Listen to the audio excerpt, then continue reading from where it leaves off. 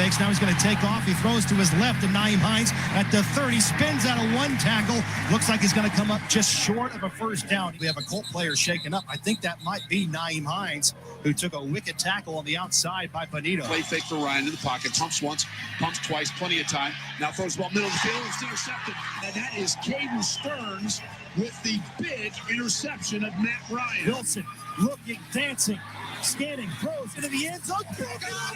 It's broken up! The Colts win! Stephon Gilmore with the pass breakup. I-N-D-Y!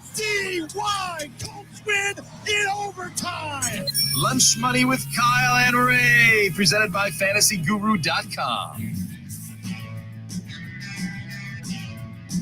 So it is a fact of life in our profession that any time you tell people what they do, they get jealous. Oh, you get to talk sports on the radio. You have so much fun. What they don't realize, Ray Flowers, is we also have to talk about sports and events and games like last night.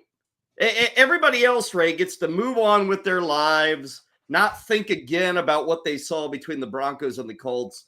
You and I are tasked with recapping that rather muddy, ugly, and putrid affair from last night. Yeah, that didn't work very well, did it? That was not, we joke around and say, hey, it's, the only game in town. Hey, it's, the national show. People were turning, I was on social media, going through, people were like turning the game off midstream. Like people weren't even watching the game. It got so bad that people were, the game goes to overtime. They weren't even watching. So yeah, I saw all the tweets about, Amazon paid $78 million to show that last night. I don't think it worked out very well. Yeah, there were a lot of hilarious moments. I know my buddies were, they're watching the game and complaining about it. And, the fans are leaving in the middle of the game. Like they're showing fans streaming, up the stands and out the gates. I thought all night long, Ray, I will say Al Michaels and Kirk Herbstreit, they've kind of reached a place where they're Teflon. Like they can make fun of the product on air and they don't have any repercussions, which is great. I love that. I love to hear when the announcer is saying the exact same thing the rest of the world is. Yeah. Like it would have been a farce if they were trying to feign excitement. There was a moment Al Michaels nailed it, Ray. I think he said, I don't know, it's like first and goal from the 6. Words that I thought I would never say tonight. And Kirk Herbstreit, I was telling you before the game, there was a moment with 10 minutes left in the fourth quarter. He was going to go into an explanation of why this game was worth watching. And, if you win the game, nobody cares 3 months from now. They just care about the check mark in the box. And he literally just quit on the explanation, right? He just gave up, threw his hands in the air and said, I can't lie. I can't do this. I can't convince people that they should be watching the remainder of this fourth quarter. It's bad. And, they're the NFL. It's the NFL, so they're fine, right? But let's think about this. They got the stupid game in London last week. They got the stupid game across the seas this week. The games that are on primetime are constantly disappointing. Marquee players that sign massive contracts are underperforming. Teams are underperforming. This product to date, the NFL product this year is miles off what it was last year. It sucked. And they got problems. It doesn't matter because it's the NFL. But like if this was baseball, there'd be national stories being written about what is wrong with the product. The football product right now is just not very good, Kyle. Yeah, they need to juice the ball in football. They need to do something to improve the scoring. We can't ban the shift in football, but maybe, Ray, we can ban shifting before the snap. Like once you line up, that's what you have to do. So even if the offense moves, the defense has to stay the way they were set. Man, I know a lot of people have an issue with Thursday night. So does Ray. That game, Ray, felt like it was a Sunday night game after the two teams had already played Sunday afternoon. Like it felt like that quick of a turnaround. We will spend time recapping it. Fear not. We will talk over that victory by the Colts over the Broncos. First game in the NFL in almost 20 years where you had 4 interceptions, at least 4, and no touchdowns. I think the last time that happened was week 1 of 2003.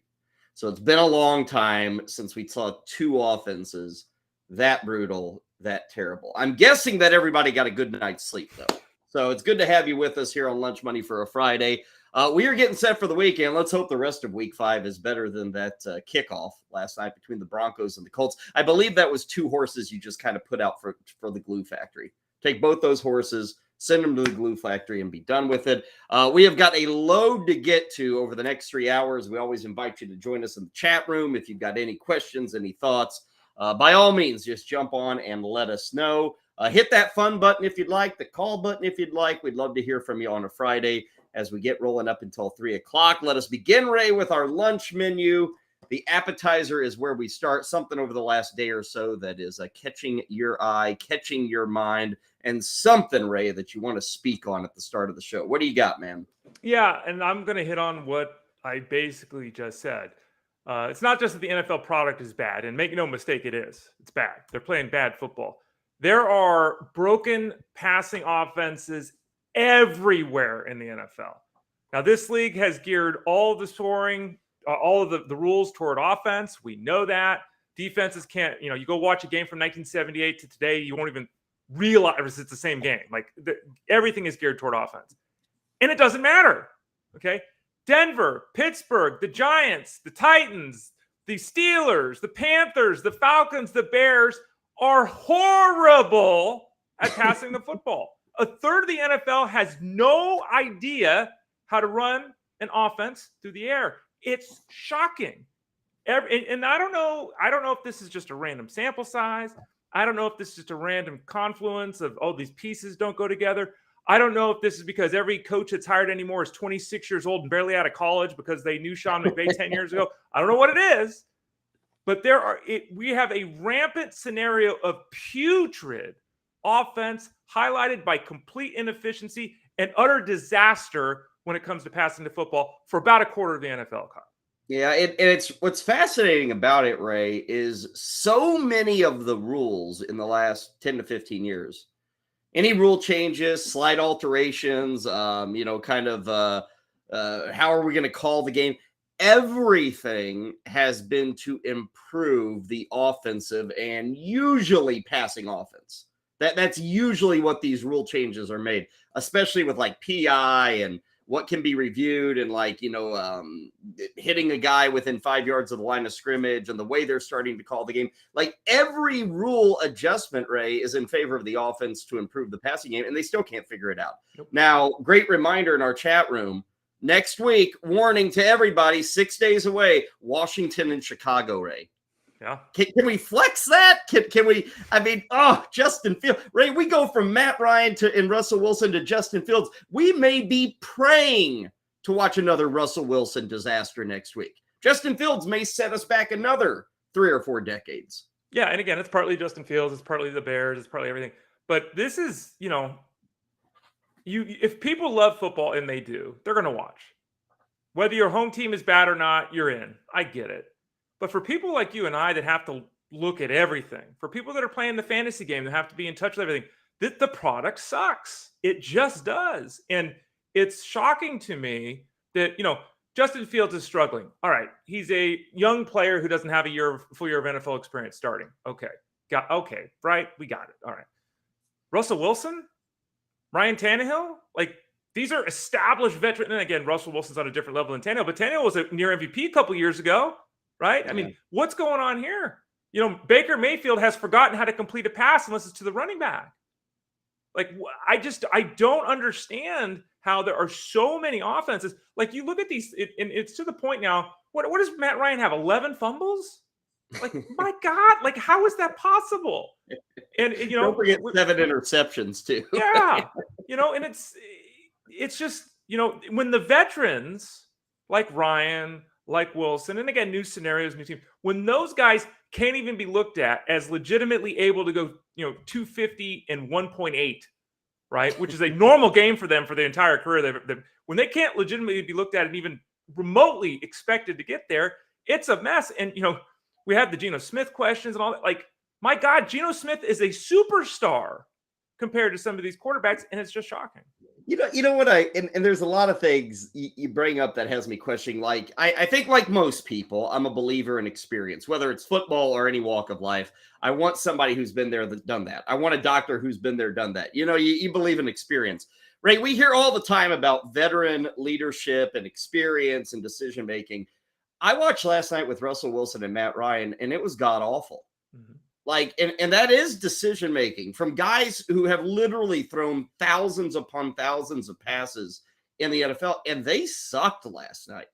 They were bad. They looked like rookies, and it makes me wonder, Ray, maybe the experience is totally overrated now. Maybe we have schemed things so much. Maybe the powers that be, the coaches, the OCs, the DCs, maybe, Ray, we have schemed this so much. We have analyzed it so much, we have scientifically built it so much that these guys can't even do it if the scheme's not going to help them do it. Like, if they're asked to do it, good luck. Like, the only guys who succeed outside of the scheme are the guys like Lamar Jackson, Kyler Murray, Jalen Hurts, who just kind of say, screw this, I'm running outside the pocket. I'm going to do it myself. The schemes, Ray, if they're not there, these players don't seem to be able to pull off the offense, to make the decisions. Maybe the guys with the strings, the puppeteers, if you will, maybe they have more power than we think when it comes to these players. And we have said it for years at fantasyguru.com. Okay. Articles, podcasts, radio shows. Again, you can use the code Bettor, Bettor, to get a discount over there. We have said it for years at the site. And even before that, Jeff Manns has been saying this for a decade. You're all off your rocker if you think player A or player B who looks great in their underwear is what it's all about. It doesn't matter. It doesn't matter. There are a handful of players on each team where that stuff matters. 90% of NFL players are all the same. It's the coaching staff. It's the scheme. It's what they do. And we're seeing it everywhere across the NFL. And I wonder, I saw it in the chat room, our offense is getting overly complicated, working grind ass. Are we in an era where all these coaches are Madden football players? They've all played video games growing up and beep, boop, bop, bop, boop, beep, beep, beep, bop, and that's how they're scheming offenses. Why are third string tight ends scoring touchdowns? What are you doing? The guy will score a touchdown and then he won't get a target for the next 9 months. Like, no, you forgot. My favorite, Ray, is the goal line handoff to the tight end. That's my new favorite. That's like, give the ball to the running back. Like, now we're handing it off to the tight end in motion. Come on. Back when we were kids, the wildest offenses got was they put William Perry, the fridge, in the backfield. That was the craziest thing anyone had ever seen. Now that stuff happens every week. No one even bats an eye. It's just normal. I don't know it's clear that there are a lot of things going on here. All right. But again, I fall back on the coaches. And also think about this too. There are scenarios where the coaches are younger than the players. It's true. I don't know. Is that the right? I don't know. Maybe these guys that have been in football forever that we say, get rid of them, get new blood in. Maybe there's something to be said for a guy who's actually coached an NFL team for 10 years or 15 years or has 30 years of coaching experience versus these 32-year-old whippersnappers that look great when they're playing Madden, that look great when they have a spreadsheet in front of them. But when the bullets start flying, Mr. Hackett, things don't work. Well, the other thing that stands out to me, because it was brought up about being overcomplicated, and I'm talking about the puppeteers and how they control things. Ray, I'm blown. And again, this is going to sound like get off my lawn talk. I realize that. And I will say it at the risk of sounding like the old man shaking my fist. But Ray, I'm blown away how whenever I grew up in the 80s, 90s, even early 2000s, not every quarterback needed a wristband with 500 plays on it. Like the offensive play calling was simple enough, and it was still pretty complicated. It's not like I could just go in there and rattle off things. I mean, you still had to learn things. But Ray, it wasn't so overly complicated that every quarterback, even if you've been around 15 years, needed this giant wristband with all the play calls and the numbers, and because everything's so complicated. That's a perfect example to me of how it has gotten kind of silly. Same thing in baseball, Ray. We have the position players. And watch this sometimes. All of them have a card in their back pocket that tells them where they should line up defensively for every single batter. So they all just pull out this card and they look at why they're in the field. Most people don't even notice this, but it's been going on for like 5-6 years. And maybe some of that stops with the shifting. We'll see. But Ray, it's like we've gotten so advanced that these guys, these players who are just out there to succeed, to pull it off, to do it, there's too much going on. They need cheat sheets just to get to the line of scrimmage and to know what play is coming up next. Yeah, and this is in all sports too. Like you're saying, it's in baseball, it's in football, it's in all sports. And this is part of the problem that, it's funny, Ray, who loves stats and analysis, it's part of the problem I've been talking about for years with you, with years and articles at fantasyguru.com. We got problems. You can't run this stuff like it's a Madden football game. You can't run this stuff like Bill James is writing a baseball abstract in 1984. You can't do it. It doesn't work. At some point, you got to let the athletes be athletes. You got to let the players be players. And when you try to control everything to such a minute level, you get over processing. Certain players can't handle that too. Let's be honest, right? It's not that they're not intelligent. It's that when you have 9 things to worry about instead of 2 things, which is what for the first 90 years of football, you had 2 things to think about. Now you got 9 things to think of. It's hard. And you start over processing. You make a mistake. You start second guessing yourself. You start indecision, happy feet, bad throws, offense does. I mean, it's not that complicated. You got to break things down and put players in positions to succeed. That's what NFL coaches are famous for, right? This players run for 1,200 yards and 9 touchdowns 3 years in a row. New coaching staff comes in. What do? They replace him.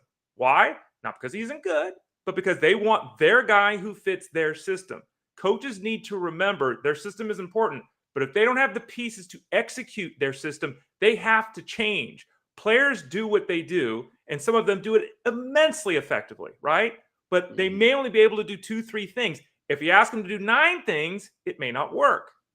Yeah. Well, think about it this way. I get it. New team, new coach, new O-line, all this stuff, new system. It's October 7th. Like, seriously, Russell Wilson has been, staring at this offense and should be thinking nothing but this offense for over 3 months now. And you're telling me he still doesn't get it? They still don't get it? They're still new? Come on.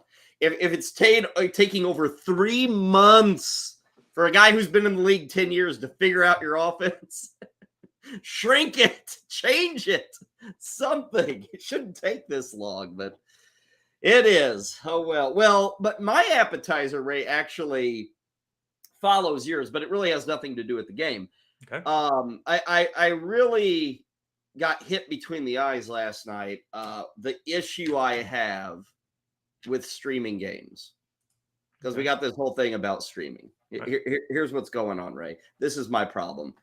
Like I said, the Michaels Herb Street combo, fine. I don't love it, but it's fine. Those are 2 good veteran voices, whatever. All the video is excellent. We touched on that yesterday. Mm-hmm. Here's the issue. I can't flip channels, Ray. True. When you're streaming, I don't know, maybe that's different. I have a smart TV, Ray, so you hit like a source button and you got to go over to Amazon Prime, Netflix down there, all that stuff. So I don't know if that's how most people consume this or not. That's how I do. I hit a source button. I got to go to Amazon Prime. I'm already signed up. I've got an account. I hit it. Boom, I'm in. But Ray, the problem is with streaming, it's like a pain in the ass for me to say, oh, they're going to a 3-minute commercial break. I just want to flip channels. Right. I just want to see. So last night, Ray, I said, this game's so bad, I can try this. I can try to do a little channel surfing. I don't care if I miss anything. What am I going to miss? A 2-yard carry, another sack, another Matt Ryan fumble? Who the hell cares? Right. So, Ray, the whole process of saying I'm going to flip channels or check things out is awful. Like, the power of Prime or any of these streaming services, Ray, is if they do run commercials like we have with the football game, we can't go anywhere else. It's too much of a hassle. The beauty of plugged-in TV, satellite, cable, whatever you want to call it, man, I've got every channel at my footstep and I can get there in 2 seconds. I can't do that with streaming. I can't do it. I want to leave these commercials. Now, the other part of this, Ray, is last night I actually did say, okay, what else is on? Here's what else was on at 9:40 Central Time. I want you to realize the competition here. We had ESPN was counter programming with 2 high school football teams from Louisiana playing football. That wasn't enticing. There was a show on that I've never come across called Alaskan Bush People, which,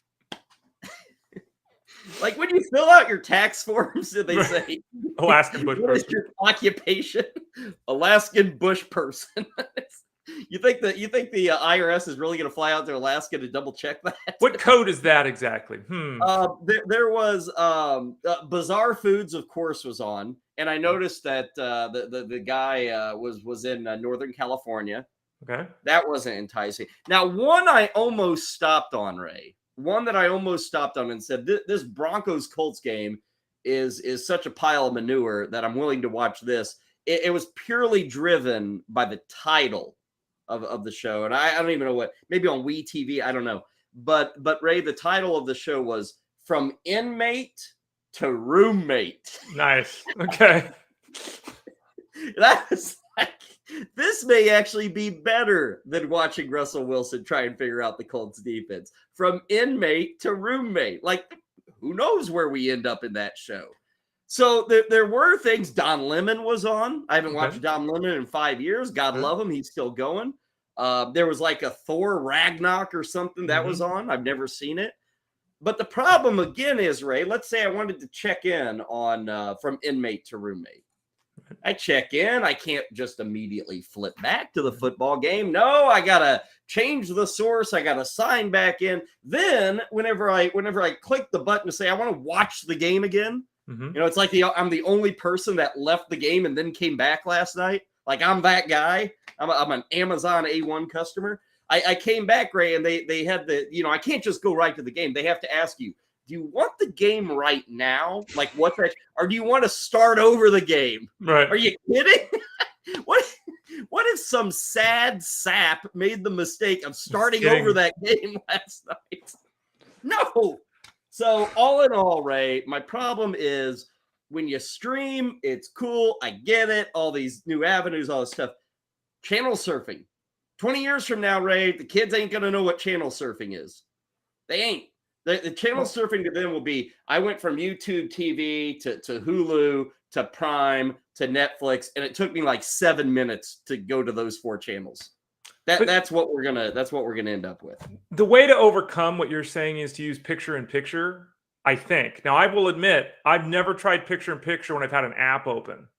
Well, the other problem, Ray, I have heard you want to watch From Inmate to Roommate in like 4K. Okay, you don't want it up there in the corner. You want the full, I mean, think about this, and this is a great point. Think about this. We bemoaned, or especially I bitched about you have to pay $6 here and $6 here and $6 here and $6 here each month to actually watch the NFL games.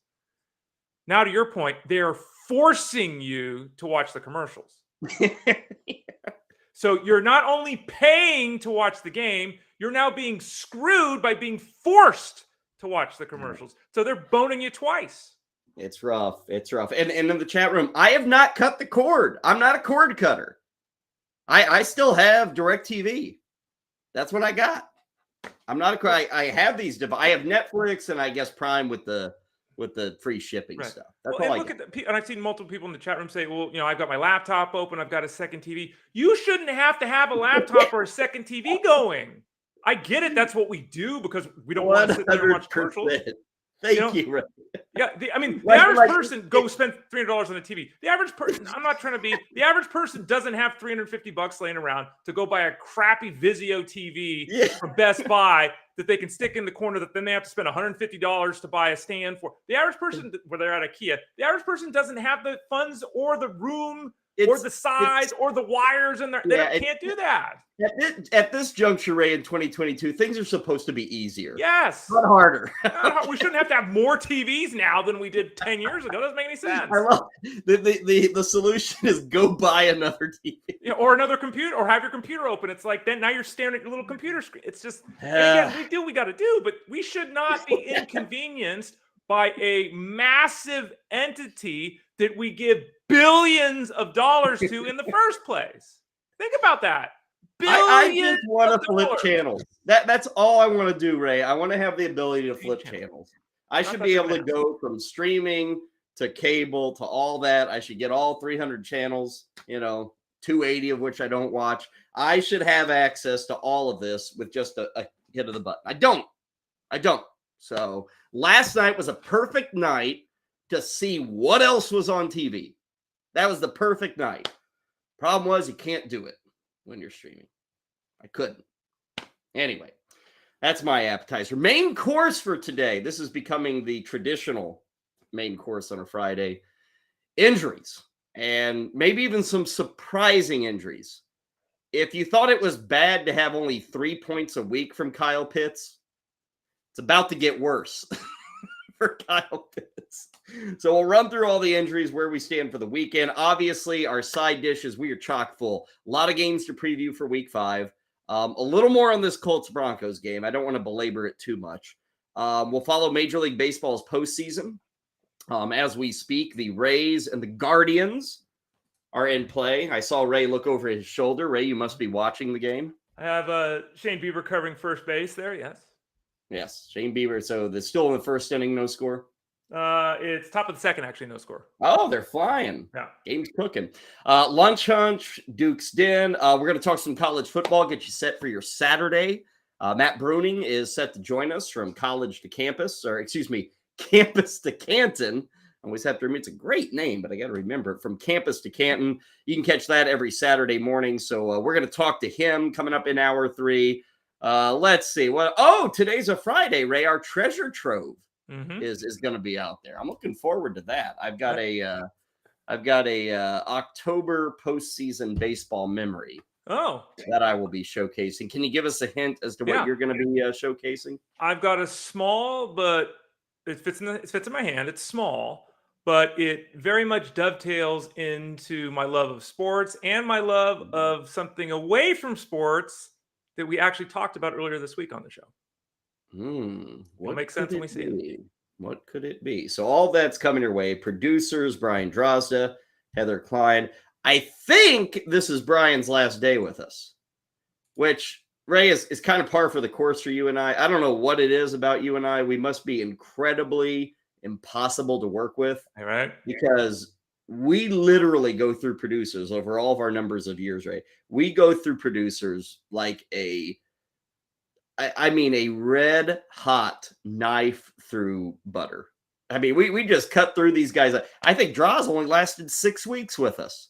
That's it, Ray. He's out the door. He says, I'd rather work behind the scenes than have anything to do with lunch money.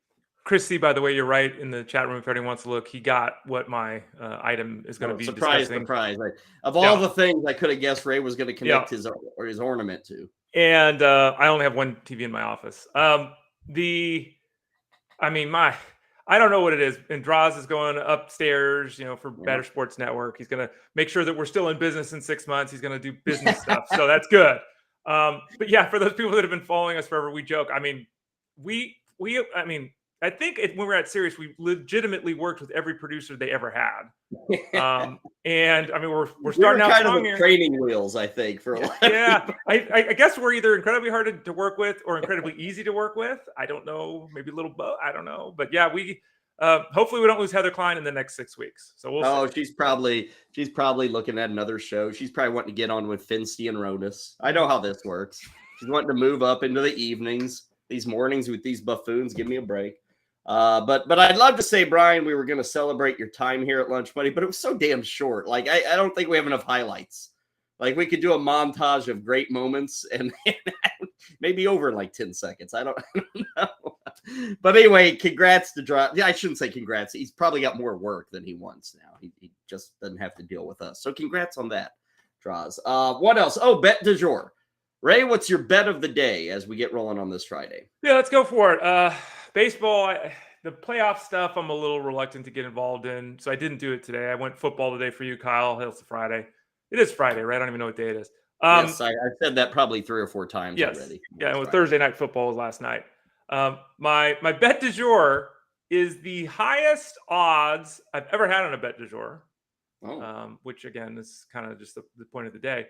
We're going plus 290 for 200 yards from George Pickens and Stephon Diggs. Combined. Combined. Correct. Yeah. Combined. 290 plus 290 is a big payoff for a number that's doable. I mean, it's one game and all that, but Pickens, certainly had the eye of Pickett last week. He went over 100 yards.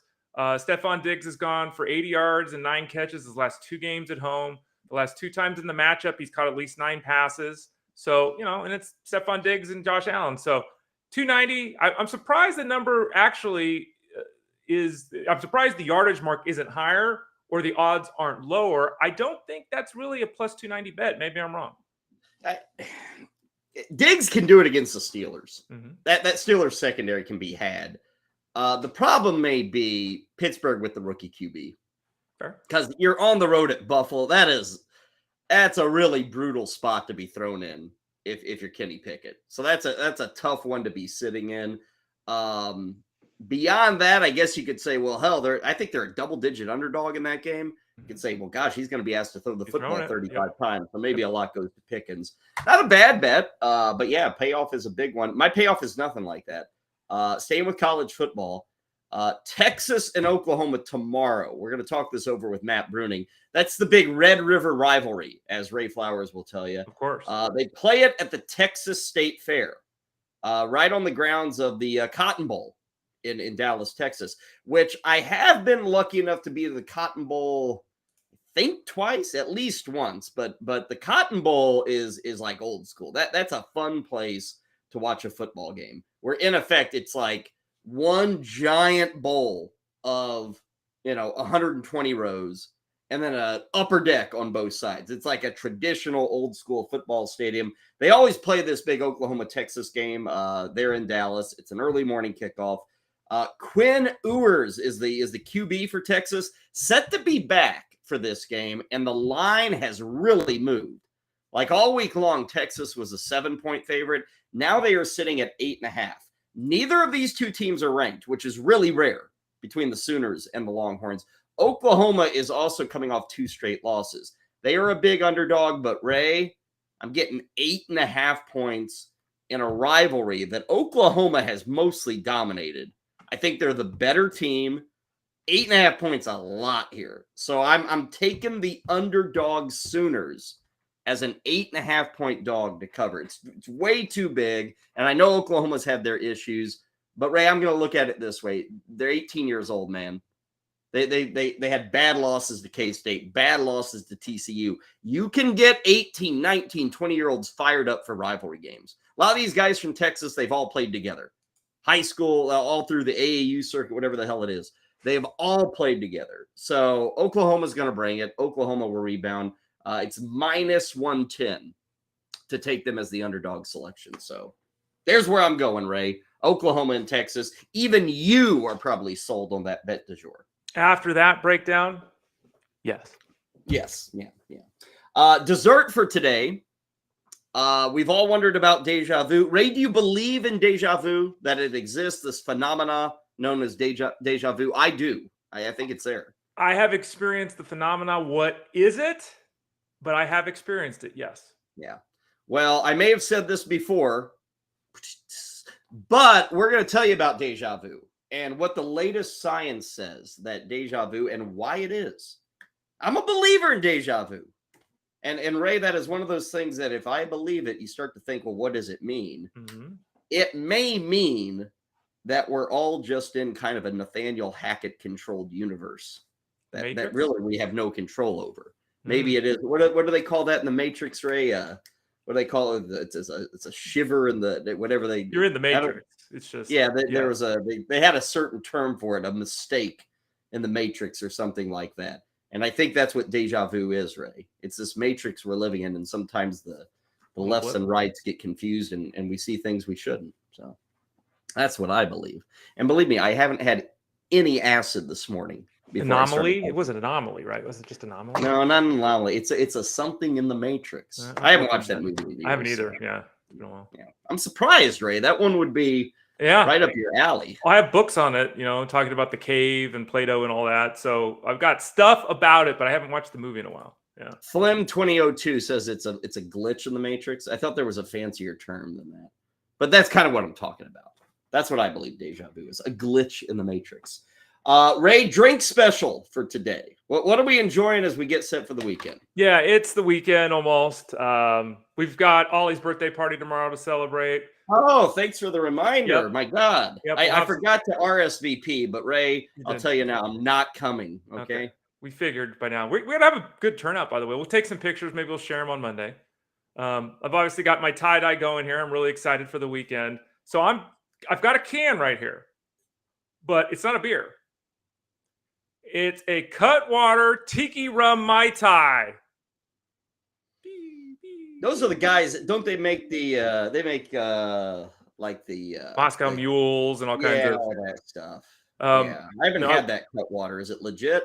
It's not a Mai Tai. It's a fruity drink. So Trader Vic's, Trader Vic actually created the Mai Tai years ago. They sell Trader Vic's in cans. Those taste much more like a Mai Tai. This is a fruity drink masquerading as a Mai Tai. It's way too coconut forward to be a Mai Tai. It's not even close. But for what it is, it's very tasty. It's 12.5% alcohol. So, Kyle, you have a couple of these, you're doing pretty good. Yeah. It's very nice to have on a warm day or in a tiki mug, but it is not a Mai Tai. Don't be mistaken for that. But if you're looking for a good fruity drink and you like coconut, it's a good one to go with. I need the ABV, Ray. Where does it stand on that sucker? 12.5%, Kyle. What? 12.5%. Well, now you're speaking my language, Ray. I don't care how coconut forward it is. Sign me up. Yeah, it's got a Bali High tiki shot and a gold rum tiki shot. 12.5%. Boom. Now, how much is a can? How much does it cost? Yeah, a can. I don't know if you can buy singles. They usually sell them in a 4-pack for like $15, but they were on sale and I got a 4-pack for $10. So $2.50 each for Ray. Let me do the math here, Ray. This is how we in the drinking business do the math. Okay. See this. So you got 4 12-ounce cans, right? $15, let's say. Right. Let's make it simple. Yep. Each of them are 12.5. Yep. So 4 times 12.5, we got 50%. This is what I called 50%. So Ray, a Bud Light is, I think, 4.2. Right. You in effect have to drink an entire 12-pack of Bud Lights to get the same alcohol as your 4-pack of that stuff. Right. That 12-pack of Bud Light will probably cost the same. Okay. It will have 144 ounces of liquid. Yeah. And what are the calories? I don't know what the calories are. Probably about, I think a Bud Light's maybe 110, 120. I don't know. I have to look this up. I don't know what this is. That's got to be high with all that sugar in there. That's probably sitting at 220, I bet. Okay, but what I'm getting at, Ray, is you don't have to drink 150 ounces of this stuff to get to the same place that a 12-pack of Bud Light would get you. I'm throwing cans everywhere. Listen to all Ray's aluminum beer cans falling all over the floor. It's not. So I got the box because I knew the box was in the garbage can. It doesn't say. Ray, I'm incredibly confused because in California, don't they have to tell you everything? Yeah, that's in I'll look that up. But see, there it is. There's the Cutwater Bali High rum that they throw in there. Now, usually, Ray, on the side of the can, you'll find the calories. I know. That's what I'm saying. I don't see it. Okay. Well, you get to work on that while I talk about my drink for the day. Mine is simple. Mine is not near as creative nor inventive as what Ray's talking about. I am headed out to the country this weekend. Out to my sister, her company. They allow all of us, the family, the immediate family, to go out to a couple of cabins that they own once a year. So Ray, this weekend is cabin weekend. It's out in the middle of nowhere, a big lake, all that. The whole family comes in, big giant, houses, cabins. It's not something the elf rings traditionally do. A couple of us are outdoors people, but most of us are not.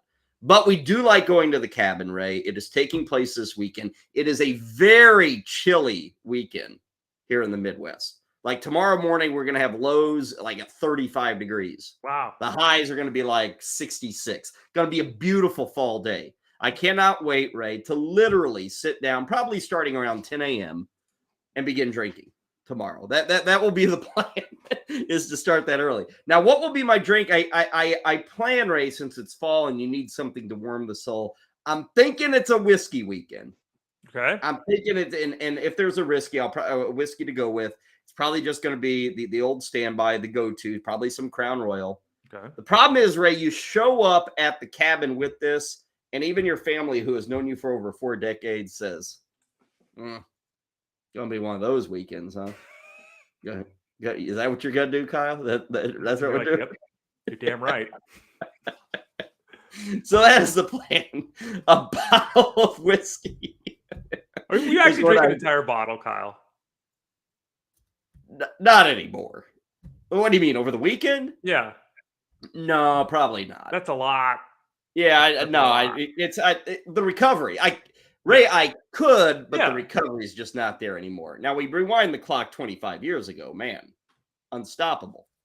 You know, I could do that, but not anymore. Plus, I got a kid that wakes up at like 6:30. Yeah, you can't have that kid screaming. We did some recon, Yeah. by the way, on the Cutwater Tiki That's Rum the other last thing. night. I'll be regretting this fun Saturday. Yeah, you would be. Well, and if you drank, even if you drank 4 Cutwaters here, you might be regretting it too, depending upon how your body processes things. Yeah, we got the numbers, Ray. What are we sitting at? It's 350 calories, which is a lot. But if it's the same amount of alcohol content, if 4 of them, it's like a meal. It's like a meal if you have 4 of them, right?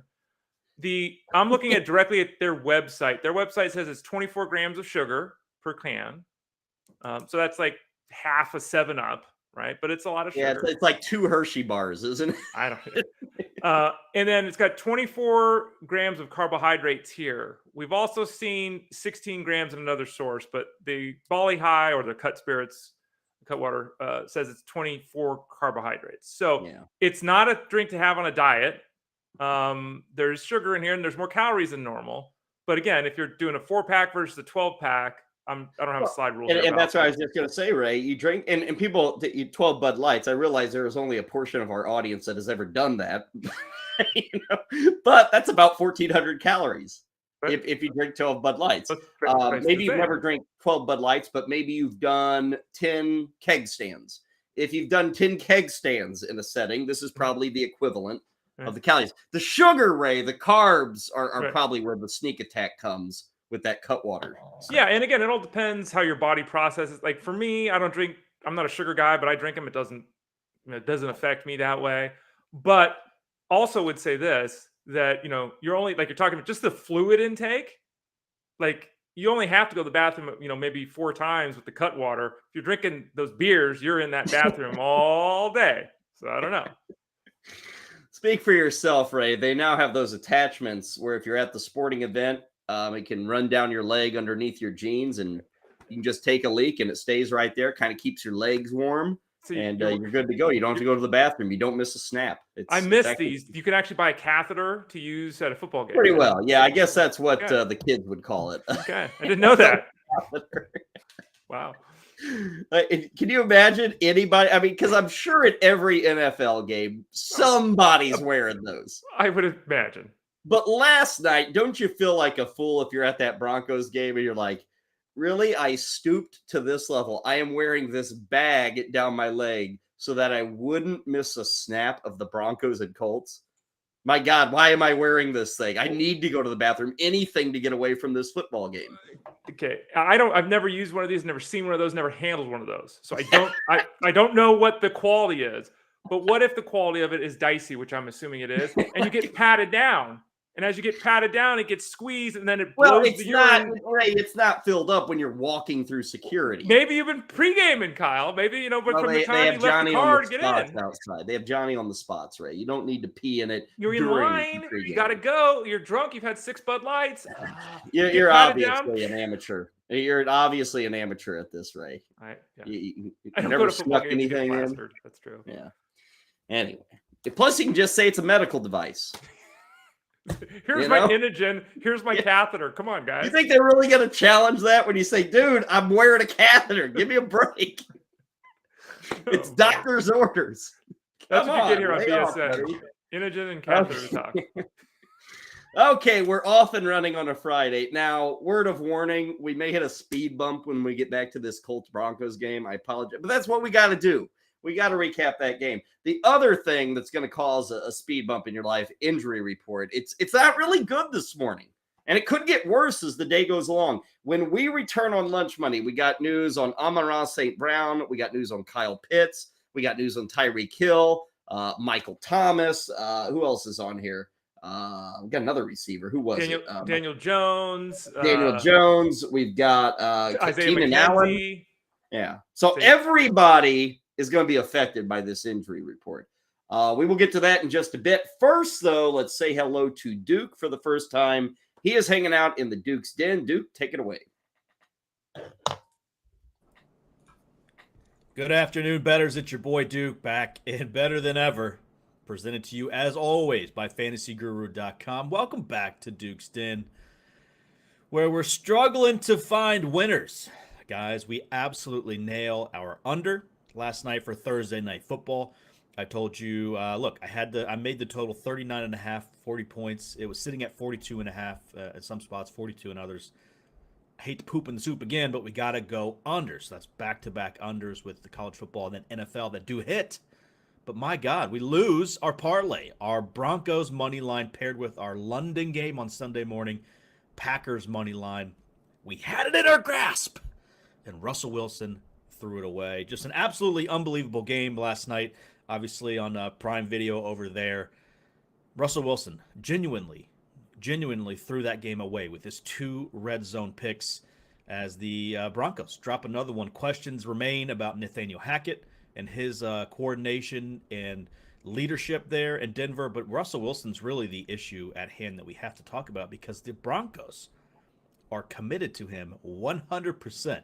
Let me remind you of what was traded from Denver to Seattle for Russell Wilson. Number one, Denver received, obviously, Russell Wilson, their franchise quarterback, the cornerstone of the franchise, and a 4th-round pick that was thrown in. Seattle received Noah Fant, tight end, decent target in Denver, right? Not exactly lighting it up, but he does have 10 catches for 56 yards and a touchdown already through 4 games. They also got Drew Lock, a kind of mercurial wild card quarterback with a big arm who hopefully doesn't play, but if he does, has some talent, right? He was trending last night on Twitter.com, in case you're wondering how Russell Wilson did.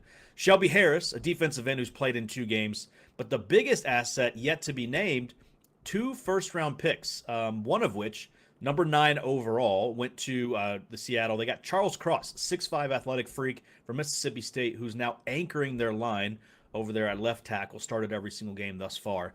They also got a 2nd-round pick. They turned into Boy Mafe, who is kind of a rush linebacker, 13 tackles and a sack already this year as a rookie. They also got an additional 1st-round pick and a 2nd-round pick next year, as well as a 5th-round pick they had this year that they traded away. So obviously some assets there that they have used effectively already. So it really leaves me with 2 questions. Number one, it's early days, but who won that trade? And if your answer is Russell Wilson and Denver Broncos, you're a moron. Number 2, who's the backup in Denver? Brett Rippon. Brett Rippon's the backup. So no, we're not going to see Russell Wilson benched. As bad as he's been, as bad as this Denver offense has been, they are pot committed. $124 million guarantee with a $92 million signing bonus. That's your guy. Bets coming up next hour. Adios.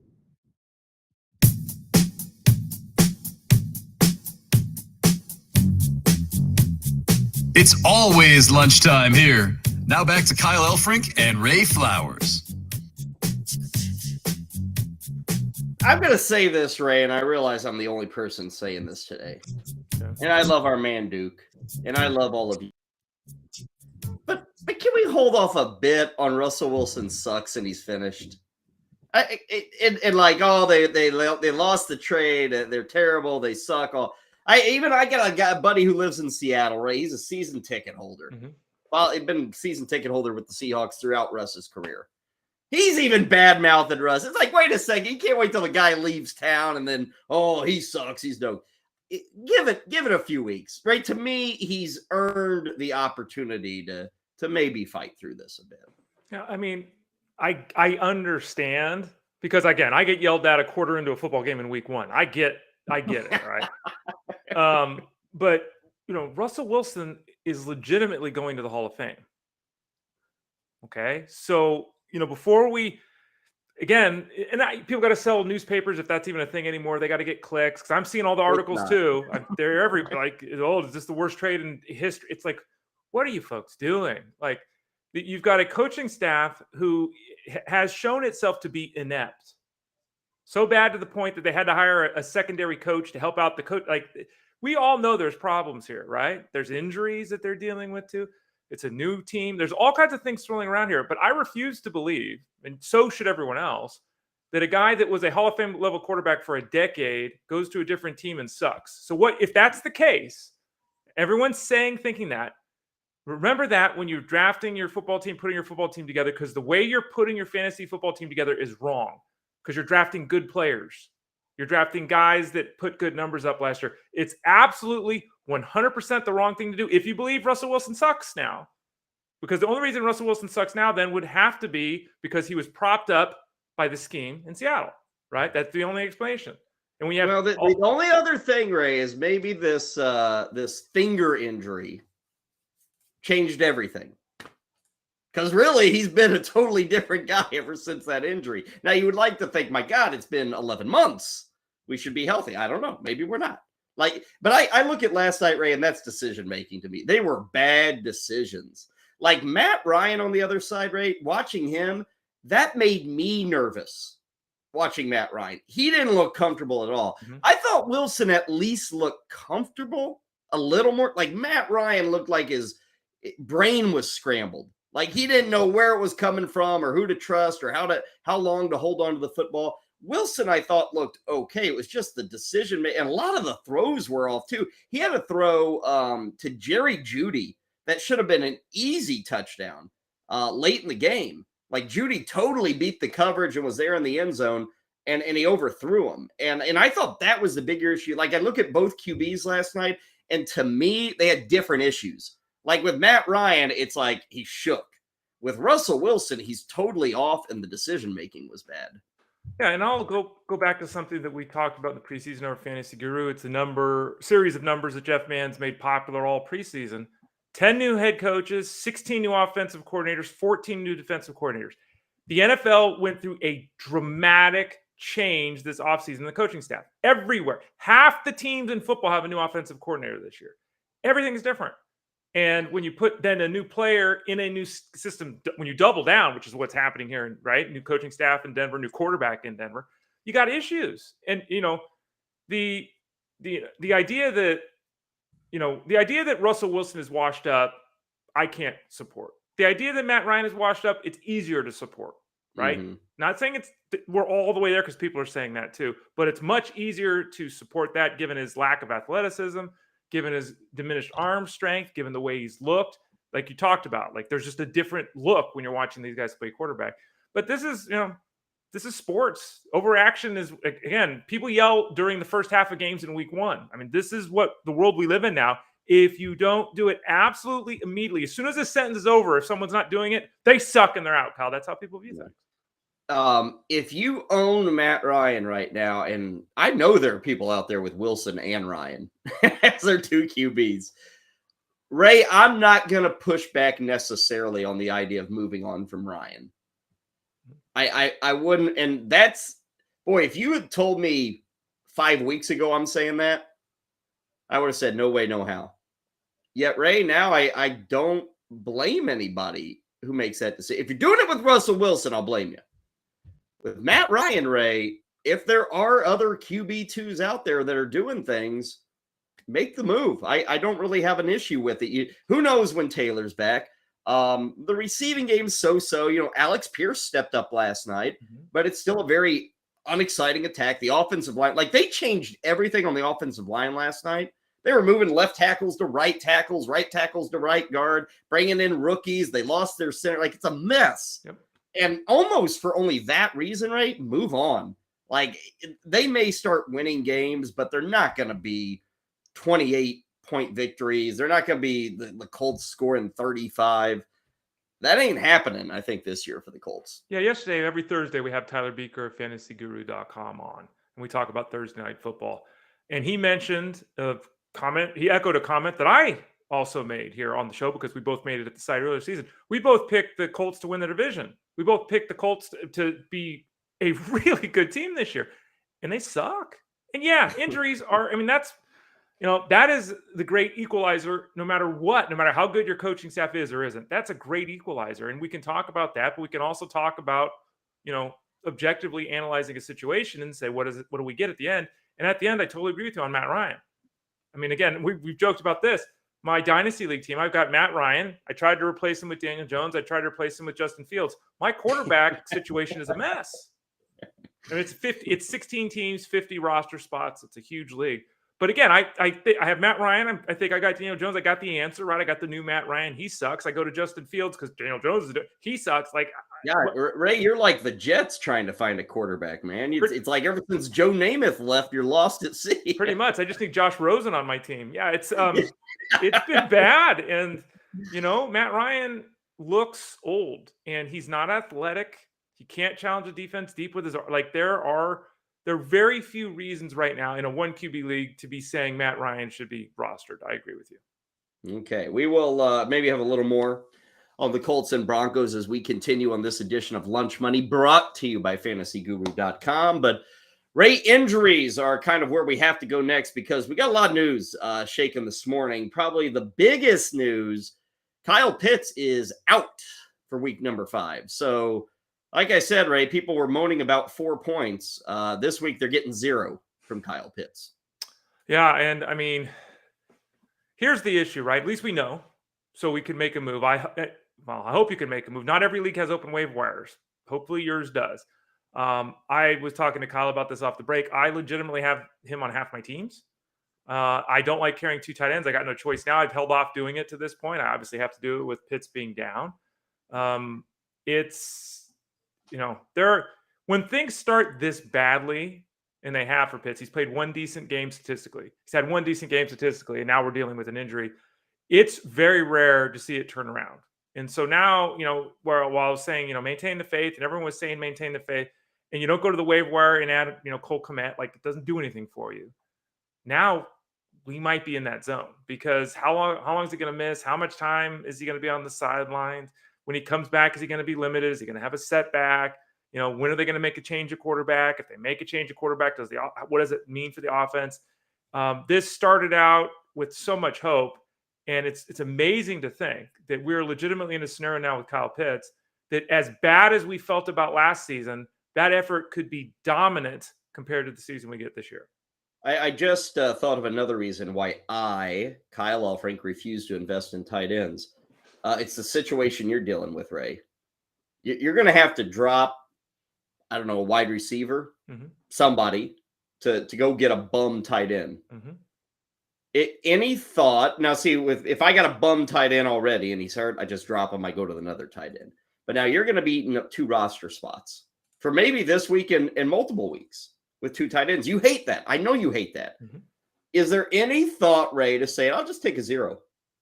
I'll just take a 0 at tight end instead of dropping Zay Jones. Instead of dropping Zay Jones, I'll take a 0 at tight end this week. I just pulled it up as we're talking here, the FSGA league, the experts league there. I have Kyle Pitts. I'm 3-1. With Kyle Pitts being atrocious, I'm 3-1. And again, he was my 3rd round pick. I go to the waiver wire, and your boy Will Dissly is sitting there. It's Hayden Hurst. You can't spell touchdown without the D in Dissly, Ray. Hayden Hurst, OJ Howard, Noah Fant, Cameron Brate, your man Juwan Johnson too. Oh wow! I dropped Kyle Pitts for Juwan Johnson. Right? So it's and remember too, Dawson Knox is out this week, another tight end. So now we have every league where there's 2 teams that are going to be vying for those guys off the waiver wire. So now who would you be dropping from that if you went out and got Juwan Johnson? Who's the guy that's going to get dropped on your team? In that league, I have DK Metcalf and Jamar Chase as stars at the wide receiver position, but that's the weak link because both Mecole Hardman and Chase Claypool have not hit. I was hoping. You got to release one of the 2. You're going to release one of those 2. The problem is I only have 5 receivers on my team, and the 5th guy is Ben Skoranek. So, this is what happens when you take a tight end early. I had thought I had a dominant tight end, and my receivers were going to be okay. I thought Hardman or Claypool, one of the 2 would hit. They haven't. I'm very reluctant to drop one of those receivers, even though they haven't hit anything, because I have no depth. I don't have, if I drop one of those guys, am I starting Ben Skoranek next week? So I'm looking at my team here. I'm probably going to have to drop. I'm either going to have to drop, Benjamin, who's behind the beat up James Conner, who's always dealing with injury. I don't have him on my team. Or Zach Moss. Drop Hardman. I can't. Yeah, you can. Ray, it doesn't matter if he's depth, if he sucks. If your fifth receiver, I get it, you don't have depth. Part of the reason you don't have depth is because McCole Hardman is a part of your depth. The problem with that, so it's a 14? It's a 14 team league. So I'm looking at the waiver wire right now. The number one point producer at the wide receiver spot right now is Sterling Shepard, who's done for the season. The number 2 guy is Alameda Zacchaeus. The number 3 guy is Jamal Agnew. That's what's on. Randall Cobb, Kendall Bourne, Equinemius St. Brown. There's nothing there. If I drop Hardman, who's done nothing, I pivot to a guy who's worse. I pivot to guys in a worse offense who has a worse outlook. I can't do the it. 0 then. That's an option. And I haven't, again, the news just came down, so I'm not doing this during the break, right? Trying to manage a roster here as we're doing the show. So I'll have to consider it. I'm 3-1 with Kyle Pitts scoring 5 points a week. I mean, so I'll have to consider it. As much as I love Jawan Johnson, Ray, and God knows I love him this week. Top 10 tight end, by the way.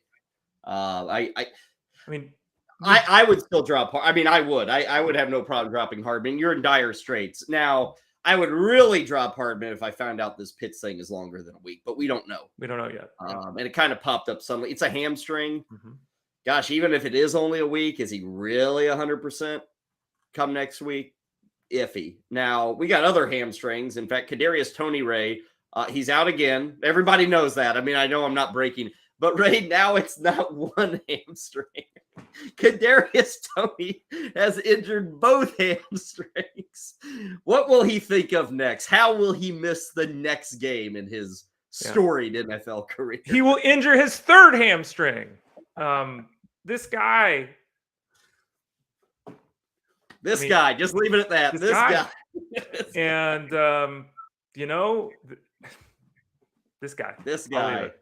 This guy. Other wide receivers who have actually performed. Tyreek Hill is iffy with this quad injury. Keenan Allen probably not in a good spot with his hamstring. Michael Thomas probably not in a good spot with his toe. Good news would be Amon-Ra St. Brown back to practice today.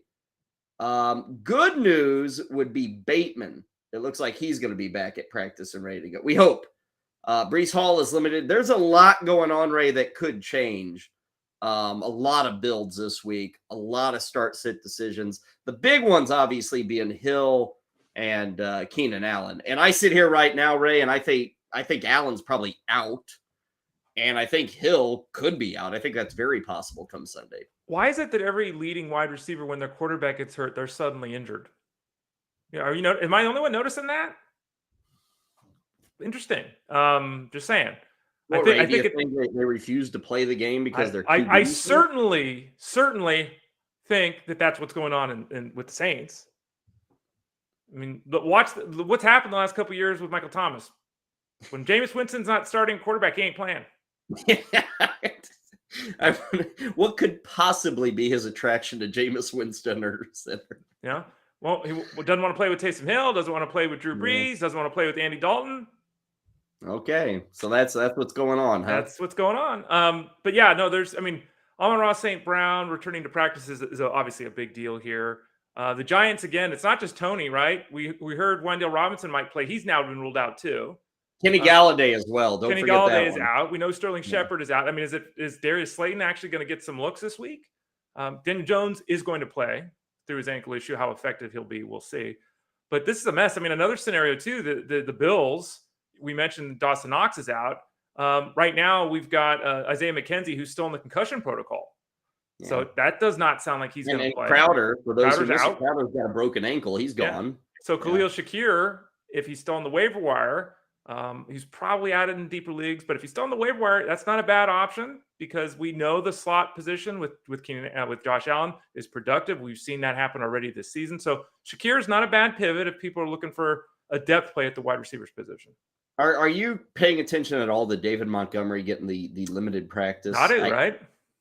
Man, I'm highly doubtful that he plays, but maybe we'll get a surprise. And I know for everybody who picked up Khalil Herbert, that's a punch in the gut. I mean, everybody picked him up, Ray, with the idea of I'm going to get at least 2 and maybe as many as like 4 starts here with Khalil Herbert.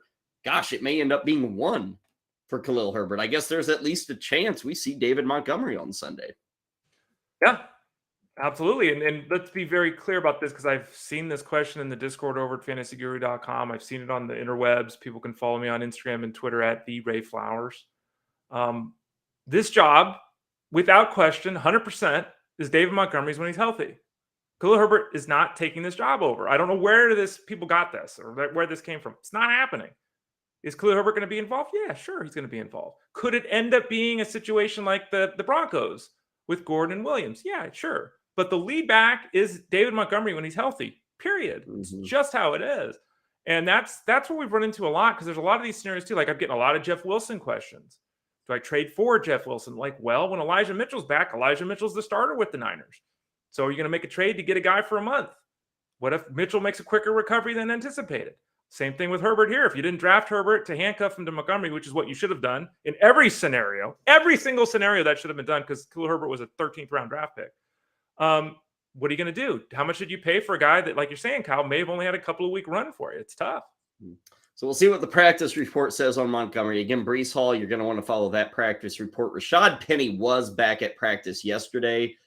Good news there. I saw Gerald Everett showed up on the injured list. Logan Thomas, I think, is officially questionable with the Commanders. So that may be another tight end that we're going to have to worry about. But the biggies are Kyle Pitts is out. Keenan Allen, highly questionable.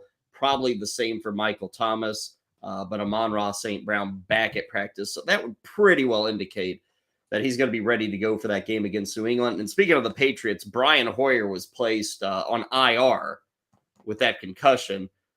So, Ray, maybe we get to see a lot of Bailey Zerby or Zappa, whatever. Yeah, I don't know. Mac Jones could be back next week too. But man, I do have, Ray, and I'm embarrassed to even say this. I do have some shares, and I am starting the Detroit Lion defense this week against New England. Wow. I'm taking a stab at it. It does break one of my rules. I like having a home team defense. I don't have that with the Lions, but I do have a rookie quarterback that they're facing and an offense that isn't all that thrilling. So I'll take a chance and see if the Lions show up and play hard on Sunday. Well, to put it out there, for the second day in a row, Mac Jones was on the field during the media portion of practice. For the second day in a row, the reports are he was basically standing on the field. So it doesn't sound like he's really doing anything. He is out there, which I guess theoretically leaves open the possibility of him playing this week. But I don't get the sense from the beat writers at this point in time that they're really expecting that to happen. We'll see if any other news comes out over the next couple of hours. Again, a lot of these practice reports start coming out at like 3 and 4 Eastern. So stick around for Corey Nando and friends. They will get them as they come in. We will see a few of them. And anything that we see, we will pass it along here on Lunch Money. When we return right here on the show, let's dig into some of these Week 5 matchups. We got a lot of games to make our way through. So we'll break down some of the matchups, including the Steelers making a trip to Buffalo, Miami taking on the Jets without Tua. Chargers are on the road in Cleveland. Those and a few others all coming your way next on Lunch Money right here on the Bettor Sports Network. The Playbook with Fensty and Ronis, presented by FantasyAlarm.com. I think it's hard to judge Daniel Jones.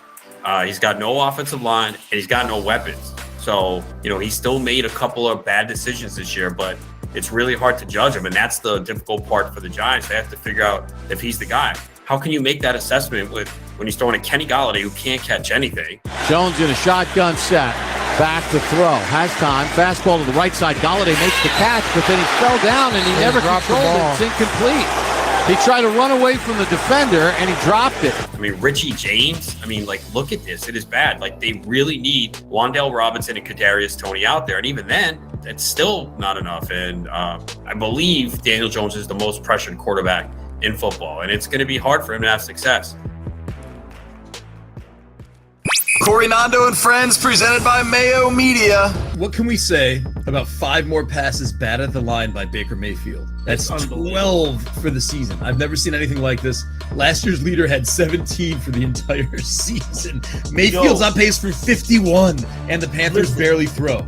Thank you. They barely throw. They don't make no explosive plays. They can't do nothing offensively. But when you look at this team, they ran 51 plays yesterday. They had 220 total yards. They ran the ball for 40 yards. They threw the ball for 180. On the throws, it was under 5 yards a pass. They are using their short passing game as a running game, but it ain't going nowhere. There's no explosive plays from anybody. Baker Mayfield's a dog, and that was just a terrible display of football. There was a reason to boo. There's a reason to be calling for Rule's job. There's a reason to want everybody out in Carolina because that thing is pitiful. Lunch Money with Kyle and Ray, presented by FantasyGuru.com. We are hearing reports, Ray, that people felt this was so unfair and so dastardly that people are like changing rules and allowing folks to remove Kamara from their starting lineup. You cannot break this rule. This is lousy, Ray, and I hate the precedent that some people are setting with this. Later on, the commissioner said, oh, yeah, sorry, you didn't get up at 6 a.m. today. We'll allow you to make a switch. Sorry. If you're mad at something here, you don't get mad at your league, you don't get mad at the rules, you don't get mad at your commissioner, you get mad at the bloody NFL, who I have said all along, what are we doing here? Why are we trying to take over the world? It's just bad luck, Ray. This happens a lot, doesn't it? It just doesn't happen with the likes of Alvin Kamara. You got to be awake when the actives and inactives come out. But again, if you want to lay blame, it's the NFL. Why is the NFL playing games that the majority of the people in the United States aren't even awake for? What are they doing? Isn't it our league? North America's league, or is it Europe's league? So if you're mad at someone, you're mad at the NFL.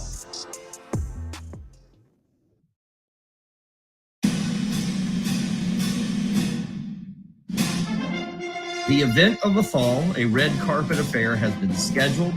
On the 8th of October, there will be his second birthday party at a distillery near the beach where they make hooch.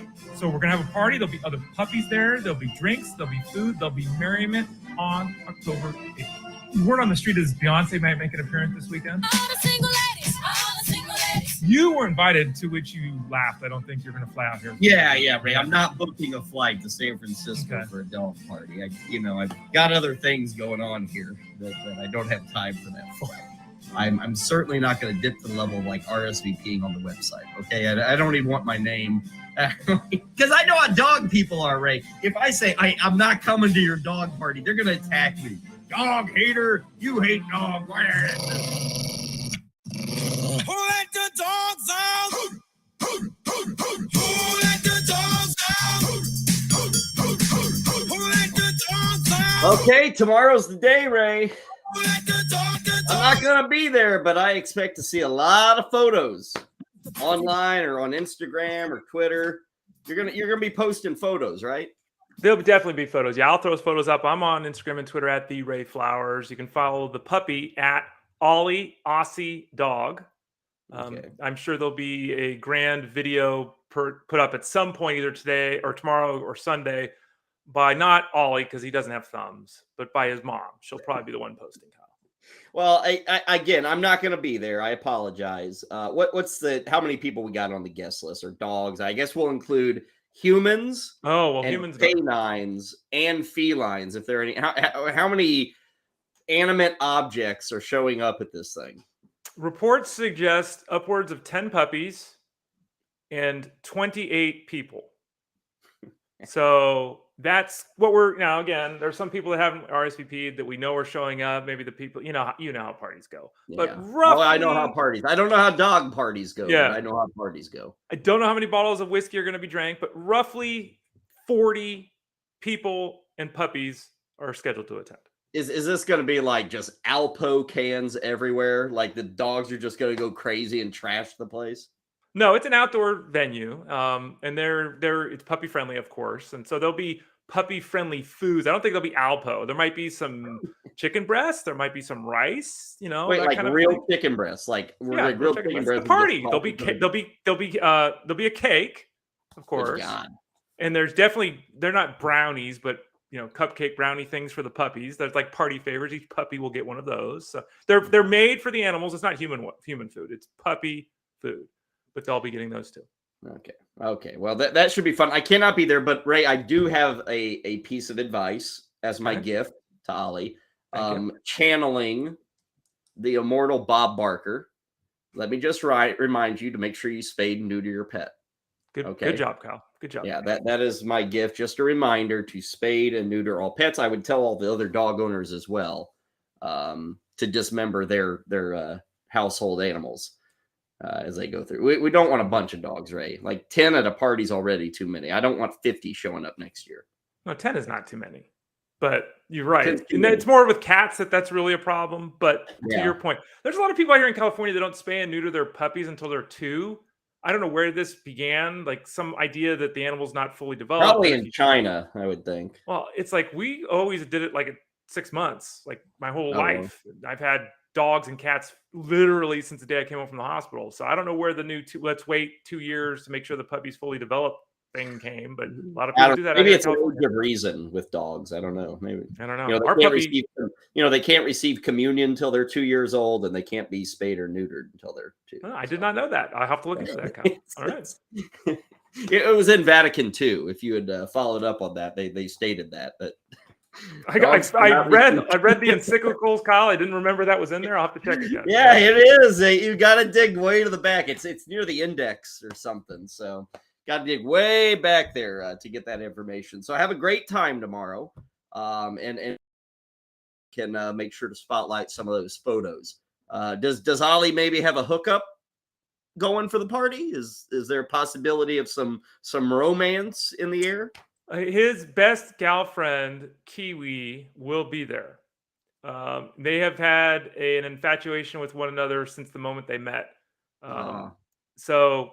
Well, wait a second. He's an Australian shepherd dog, and it's very common, Ray, that he would be attracted to a Kiwi. I mean, those are the New Zealanders right next door. Right. This Kiwi is not from Australia, but good call, Kyle. They're very mismatched. She's a brindle dog that kind of looks like a Weimaraner pit bull mix. Is neither one, but much taller, much bigger. But they love each other, Kyle. I don't think it's going to ever get amorous. They don't show those attraction, but they do love each other for what it appears. You sound like a parent on Bridgerton right now. Oh, he's attractive, but she's just not good enough for little Ollie. Ollie deserves something better. Ollie deserves an angel. He's so perfect. Okay, well, happy birthday to Ollie. Apologies that I won't be there. Hey, I want to remind you to check out our brand new website, bettorsports.com. It's up, it's running. You obviously can listen to us or any of the shows on the website. Schedules up there, all the on-demand features, highlights from the show. Also, there is a Bettor Sports Marketplace on that website. Yes, indeed, a marketplace that has shirts, tumblers, beanies, blankets. You may find a Ray Flowers "What Would the Oracle Do" wristband on there. You never know. It's all available right now at bettorsports.com. So do check it out. Want to thank our producer. I think Heather Klein, Brian Draws, did they put that together? The little celebration for Ollie. So do want to give them a shout out on this Friday. Okay, let's get back into the fun. Let's get back into the football. The goal is to make sure we have better games the rest of week 5 than we did last night. That is the goal. Ray, let's start digging into a few more of these games. He started yesterday. We like to preview each and every game throughout the week. Miami and New York is up next. Dolphins and the Jets. This is a non-Tua game. He's out. It's Teddy Bridgewater. I saw that Mike McDaniel said nothing will change with Bridgewater, just as we told you. It's the same offense, and it's really the same quarterback. So that all checks. Miami is a field goal favorite here. My favorite prop, Ray, is actually the Jets to straight up win with an under of 44.5. Put those two together, and all of a sudden, plus 320. Jets are plus 150 straight up on the money line. You take the under, and you take the Jets plus 320. I think the Dolphins, Ray, especially with this Tyreek Hill news, that's going to change things. If he's not out there, that's a huge bonus for the homestanding Jets. Yeah, right. I think half of your bet sounds great. I think the other half, I can't go for the Jets at the moment. But to your point, the Tyreek Hill news is important. It's really important for this offense. So I wouldn't lay money on that, but not terrible. Not terrible. I'm feeling an upset straight up. I told you yesterday, I think Arizona straight up upsets Philadelphia, and I think the Jets have a win here. What's your favorite prop for this one? I'm staying on the Jets side here, minus 115 for Corey Davis to go over 38.5 yards. Everyone wants to talk, or they wanted to talk about Elijah Moore last year. Now they want to talk about Garrett Wilson and Ty Conklin. Newsflash. It's Mr. Davis. He's gone for 70 yards in 3 of 4 games this year. He had tons of success last year with Zach Wilson when those two guys were on the field. 38.5 yards? I'm in. Sign me up. Yeah. I'll go with my player to watch being Bridgewater, Ray. And I hope it's only 1 week, but we have to understand the reality. It could be multiple weeks for Tua Tagovailoa. So Bridgewater's pretty critical. How's he look on the road? I thought he looked pretty good against Cincinnati. I think being thrown into that situation, he did just fine. Obviously not enough to win, but I think this will be a chance for him to kind of face off against a team that isn't great, that isn't necessarily like an upper half team at all. This is a good spot for Bridgewater to land in, if you will. Now, it's going to help if he has Hill. If he doesn't have Hill, you got an uphill climb. But I think he's the guy to watch here. He's the guy I'm following. Who's the guy you got your eye on? My player to watch is Raheem Mostert. It's really interesting. The last 2 weeks, he's basically doubled Edmonds in snaps. He's had 25 touches to 14 for Edmonds, so not doubled, but substantially higher there. He's got 75 scrimmage yards in 2 of 3 games. The thing holding back anyone talking about Mostert is he hasn't scored, right? Edmonds has been the guy that's had these random touchdowns. So I'm watching to see how that plays out this week. If we continue to see the workloads play out the way they have been the last couple of weeks, it's not going to be Edmonds we're talking about next week. It's going to be Raheem Mostert. Yeah, we'll see. I'm certainly feeling Mostert over Edmonds. My guy to fade is Zach Wilson.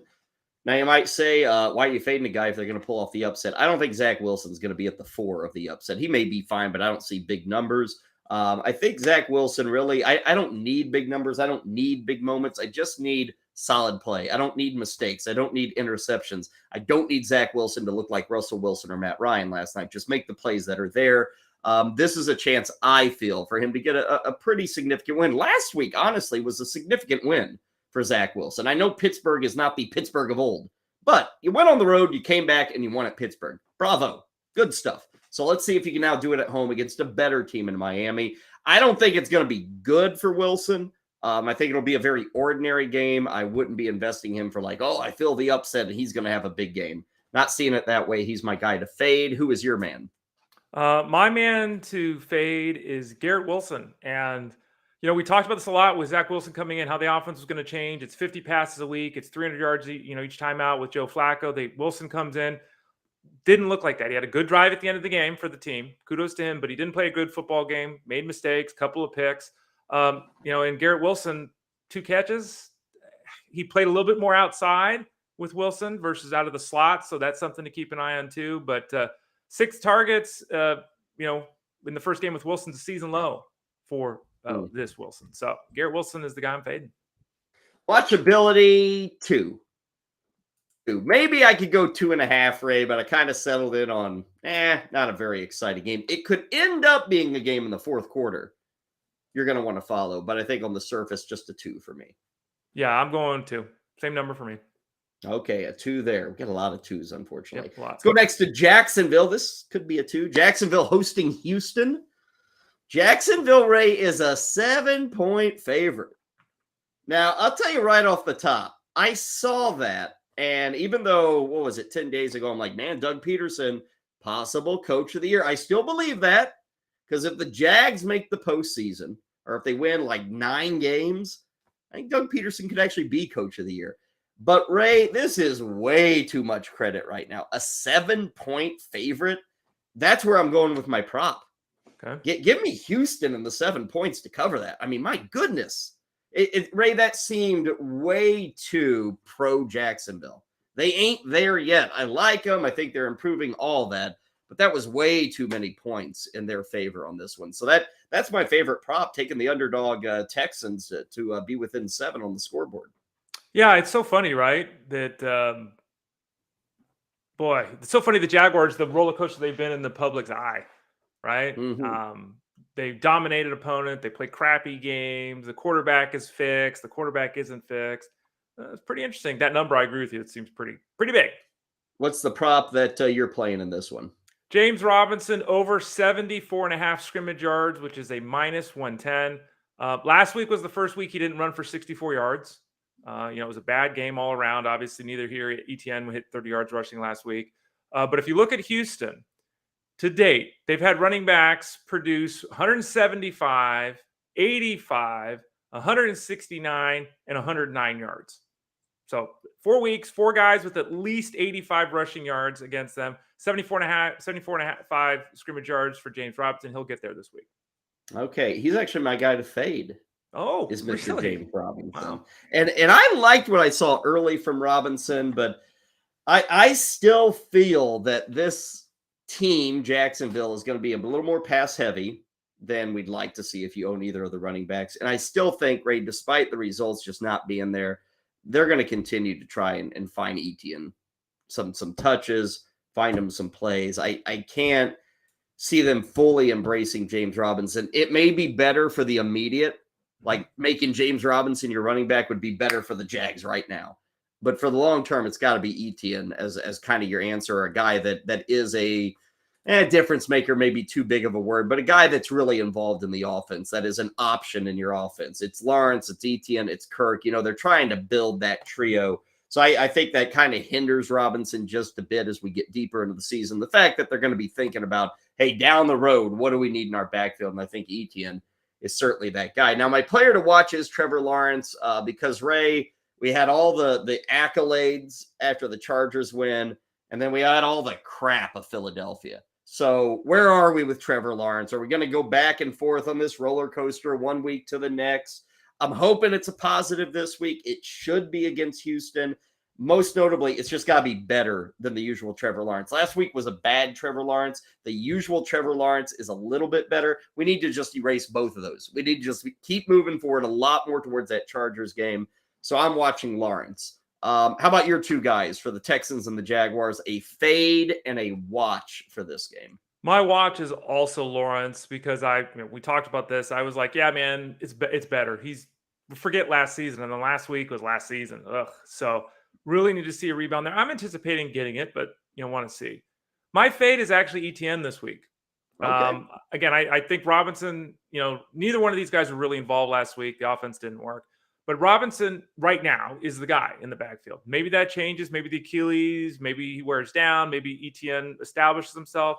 But right now, ETN's catching 2 passes a week, and it's like 50 scrimmage yards. He's not doing anything. And I'm not, I'm not saying that ETN. I said earlier he's not the answer. ETN. I think I said that on Monday. He's not right now. Doesn't mean in the second half he's not a piece you can use. Doesn't mean the second half he takes over the backfield. But right now, I'm just not doing it. How about to watch? Who's the guy that you're spotlighting? Yeah, it's James Robinson. Okay.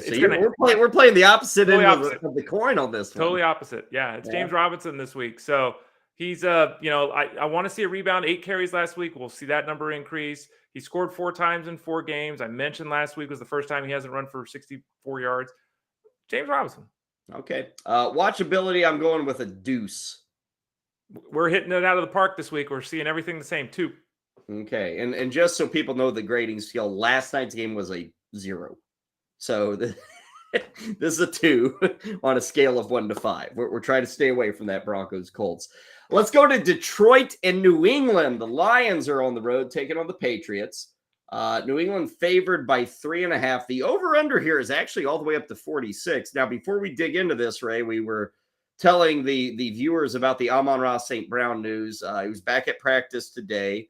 That's a good sign for the weekend. In the chat room, there's a worthy question here. If Amon-Ra St. Brown is back, and again, I guess we're working under the assumption he is, does that mean Josh Reynolds is on the trash heap, or at least not startable? To me, Ray, in the, just point blank, I think it is. I think he has to go to the bench if St. Brown is out there. I think Reynolds really only has startable value if for some reason we don't have St. Brown out there for this game. Yeah, and remember, too, that DJ Chark is trending toward playing. So Reynolds then drops even further down. Chark and St. Brown are ahead of Reynolds. Reynolds is a great guy to have. He stepped up, produced as we expected him to. We had him as a high-end wide receiver, too, I think, last week at fantasyguru.com. Great game. He's not usable with those 2 guys back on the field in any scenario. I mean, the only way you could use him is if you're trying to be cheeky in DFS, if you think St. Brown or Chark is going to be active, but have an in-game setback, that kind of a thing. If we're playing it straight, yeah, Reynolds is not a starter. My favorite prop here for the Lions and their road trip to the Patriots, and this will actually contradict what yours truly said on Monday. On Monday, we were coming off that giant Hawkinson game, and I said, folks, it doesn't matter. It's still TJ Hawkinson. Now, understand, if you have TJ Hawkinson, you're starting this guy every week. So even if you believed what I said on Monday, you're like, okay, yeah, it's TJ Hawkinson. He's not going to, this isn't the takeoff to a top 3 or top 4 tight end season. Even if you believe that, you got to start him. You're not making a move to another tight end. Well, I'm going to play the other side too, of my opinion, because I saw these odds and I saw the matchup. Patriots have given up 5 touchdowns to tight ends this year. 5. Big number. Giant number. So, Ray, the anytime touchdown for TJ Hawkinson, plus 190. I'm going for it. Give me the Hawkinson touchdown. I'm not going to predict 180 yards and 2 touchdowns like last week, but I'll take the 1 touchdown at plus 190. That's the prop I like in this one. What's the one that you like? I mean, we say it all the time on the show, or I say it all the time on the show. Alan Lazard scores touchdowns. Damian Harris scores touchdowns. Just how it is. And we can talk just how it is. Damian Harris has 10 touchdowns his last 6 home games. 10 in 6 games, right? He's got 18 touchdowns in 19 games overall. This dude scores touchdowns. Oh, by the way, Detroit has allowed 8 rushing touchdowns to the running back in 4 games. It's 2 a week. Minus 110, anytime touchdown, Damian Harris. Okay, player to watch for this early kickoff in New England. Who's the guy, Ray? It's Hawkinson, who you mentioned. And maybe this is cheeky and obvious, but, you know, one of the touchdowns last week, he wasn't covered. He had that massive game. We've broken it down many times. He can do a third of what he did last week, and it still would be like a top 8 tight end this season if he did that every week. First game he had over 40 yards was actually last week. First game with more than 3 catches in 3 games. So I know, everyone knows he's not repeating last week, but let's see. Is he more of the last week guy, or does he recede back with the return of St. Brown, with the return of Shark? Does he recede back to the 3-4 catch, 39-yard guy? That's what I want to like to see. You know, I had Josh Reynolds listed in this spot even before the news on St. Brown. I'm going to keep him in this spot as the player to watch, because if St. Brown's out, it's like, okay, do it again, Josh Reynolds. Is this purely, a PPR machine when St. Brown's out of there? If St. Brown's back, is there a role at all for Reynolds? So for everybody who picked him up and is kind of wondering what the status is, he's the guy to follow here, whether St. Brown's in or not. And again, I think it's trending towards St. Brown playing. But does Reynolds in that setup with Amon-Ra St. Brown out there, does he still have a role? Does he still get attention from Jared Goff and from this offense? And that leads me to my player to fade. Quite simply, Ray, I'm fading Goff. I know a lot of people may be starting him this week. I'm not really feeling it. We know about the home road splits. I think they're legitimate. You've got a dome in Detroit that is perfect. You've got the outdoor conditions here at Foxborough, which probably won't be. Might be sunny, might be good temperatures, but it could be windy. Could be a little colder than we might expect. It's just a little different. I think the New England defense is highly overlooked. They're a good defense. They're going to be at home for this game. I like him in this spot. I know that everybody's digging what Detroit is selling right now. Point after point after point. Defense is allowing points, so the offense has to score points. I think this week will break that trend. I think the Lions probably are under 24 points when it's all said and done. And I think they get beaten here, and I think Goff has a bit of a pullback in his numbers. So I don't like the start. I don't consider him going into this game to be a QB1 when it's all said and done for this week. So he'll be my fade. Who is your fade, Ray Flowers? My fade is Hunter Henry. Even with Jonnu Smith and all that, I mean, Hunter Henry last week ran 12 routes. They didn't even run. And, you got young quarterbacks back there. You're trying to protect them. You're holding tight ends in the block, all that. 12 routes on 49 snaps with Jonnu Smith basically not playing. Ugh. So Hunter Henry, I know, I get it. Last year he had the 9 touchdowns and all that, but he hasn't hit 25 yards. He's got 5 catches in 4 outings. Just can't. Hunter Henry's out. I'm going to give you a surprising watchability number, Ray. Oh, you okay? A 4 for the Lions and the Patriots. And the reason I say that, There is some excitement with this Lions team, which we generally think of as a franchise for the last decade that has mostly sucked, right? It's mostly been that bad. Now there's excitement. They're scoring, they're winning, they have publicity coming off HBO and all that stuff in the offseason. So let's see you do it at New England. Now, traditionally, Ray, this has been a real proving ground. Teams that are up and coming, they go to Foxborough. Now, in years past, that Patriots team has been a playoff team. I don't know if we have that this year. I think they'll still be competitive. We saw that last week against Green Bay. I consider this a test. I know the Patriots aren't the Patriots, but I consider this a test for the Detroit Lions. So I want to see how they perform in that atmosphere. So again, give me a 4 on the watchability. 2. Yeah, I'm glad you found a storyline because I was struggling to find one. Okay. Are you not excited by the Lions, Ray? Is there any interest in watching that offense? Do you feel like it's so wasteful because there's no DeAndre Swift? What's the problem? Well, I just think it's on the road in Foxborough, and it's not going to be good. I think we're going to be talking about what the hell happened. All the people now, they're singing the hosannas, right? The 45 points, leading the league in score. It's not going to happen this week. That's what I want to see. That's why I want to see if that happens. If it doesn't happen, maybe we got something here with the Lions this season. I'm pretty confident it won't happen, which is why I don't really care about the game. If I'm wrong, we got something with the Lions, to your point. Okay. Correction. Thank you, Work and Grind in the chat room. I said for the decade. Work and Grind reminds me that the Lions have sucked for 65 years.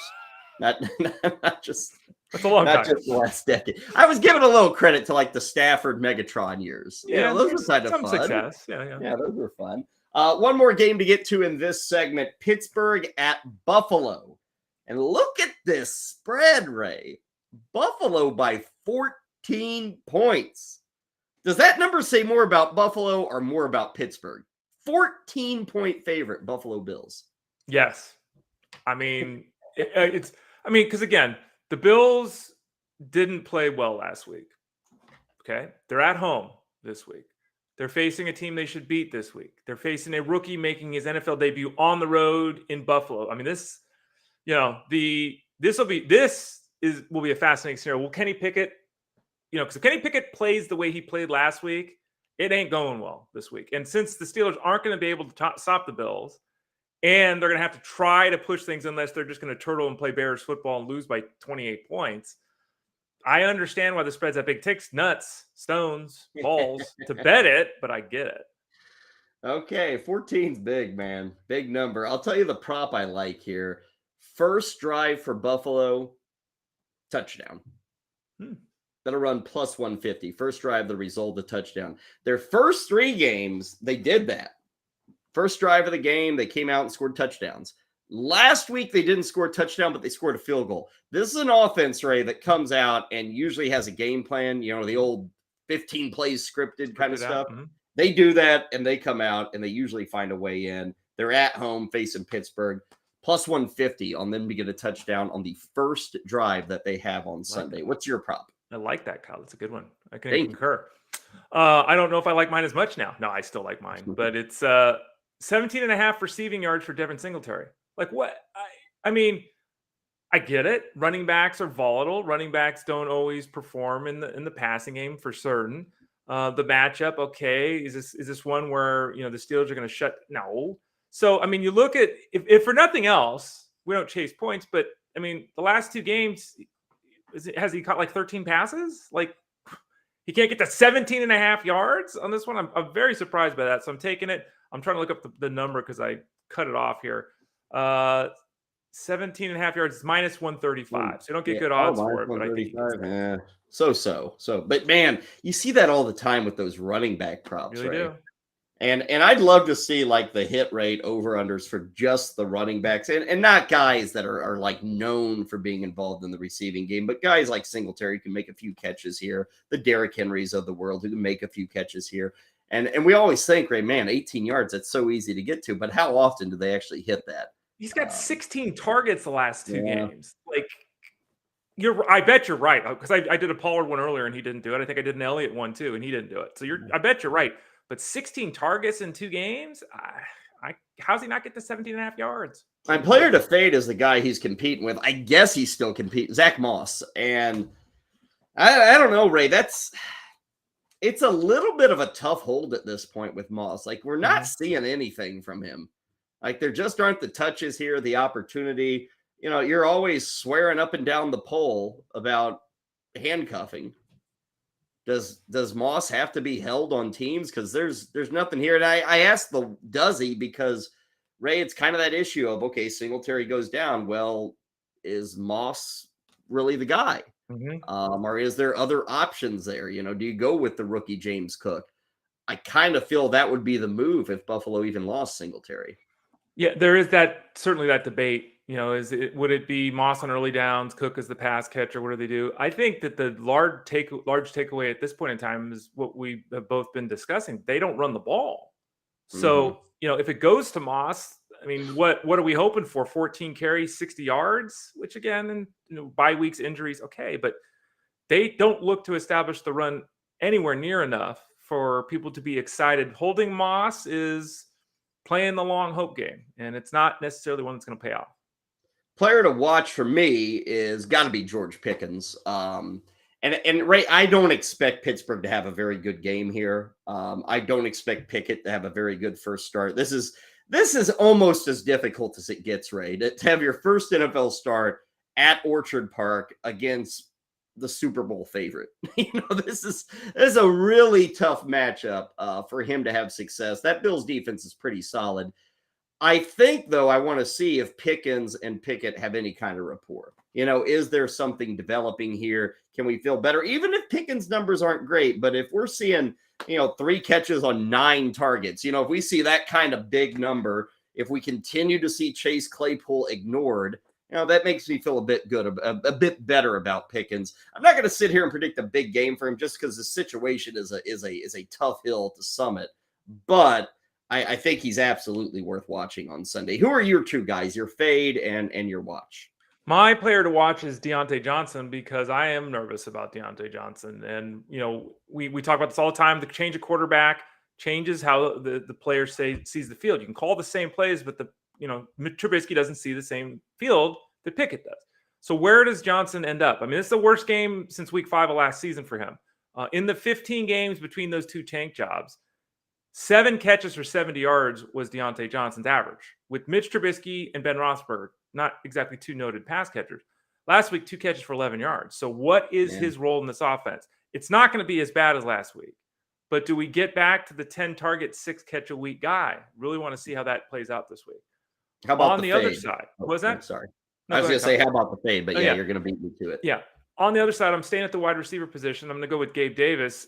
Gabe Davis caught 1 pass for 13 yards last week. It was a bad week. Okay.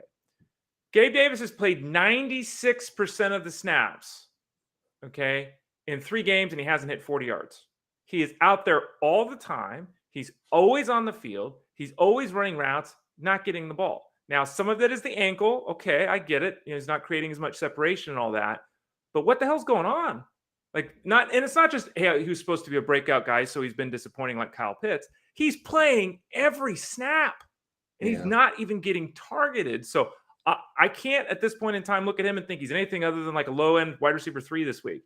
And that's based almost solely upon he's catching passes from Josh Allen. We just haven't seen it to this point in time. Well, and before, Davis was a guy who was so highly drafted. The price was getting kind of silly in the season. And a year ago I was saying, Gabe Davis this, Gabe Davis that. And, I guess eventually it worked out. He was my sleeper for 10 touchdowns. And what did he end up with last season? I guess 6. You add the 4 in the playoffs, he gets 10. So, but this year, Ray, the price has just gotten astronomical. Right. And I don't own him anywhere. I wasn't able to get in on that game. I'm glad I didn't, of course, thus far. For the people that did, it is worth noting, Ray. I mean, look at last season. Last season, he did nothing for the first 7 weeks or so.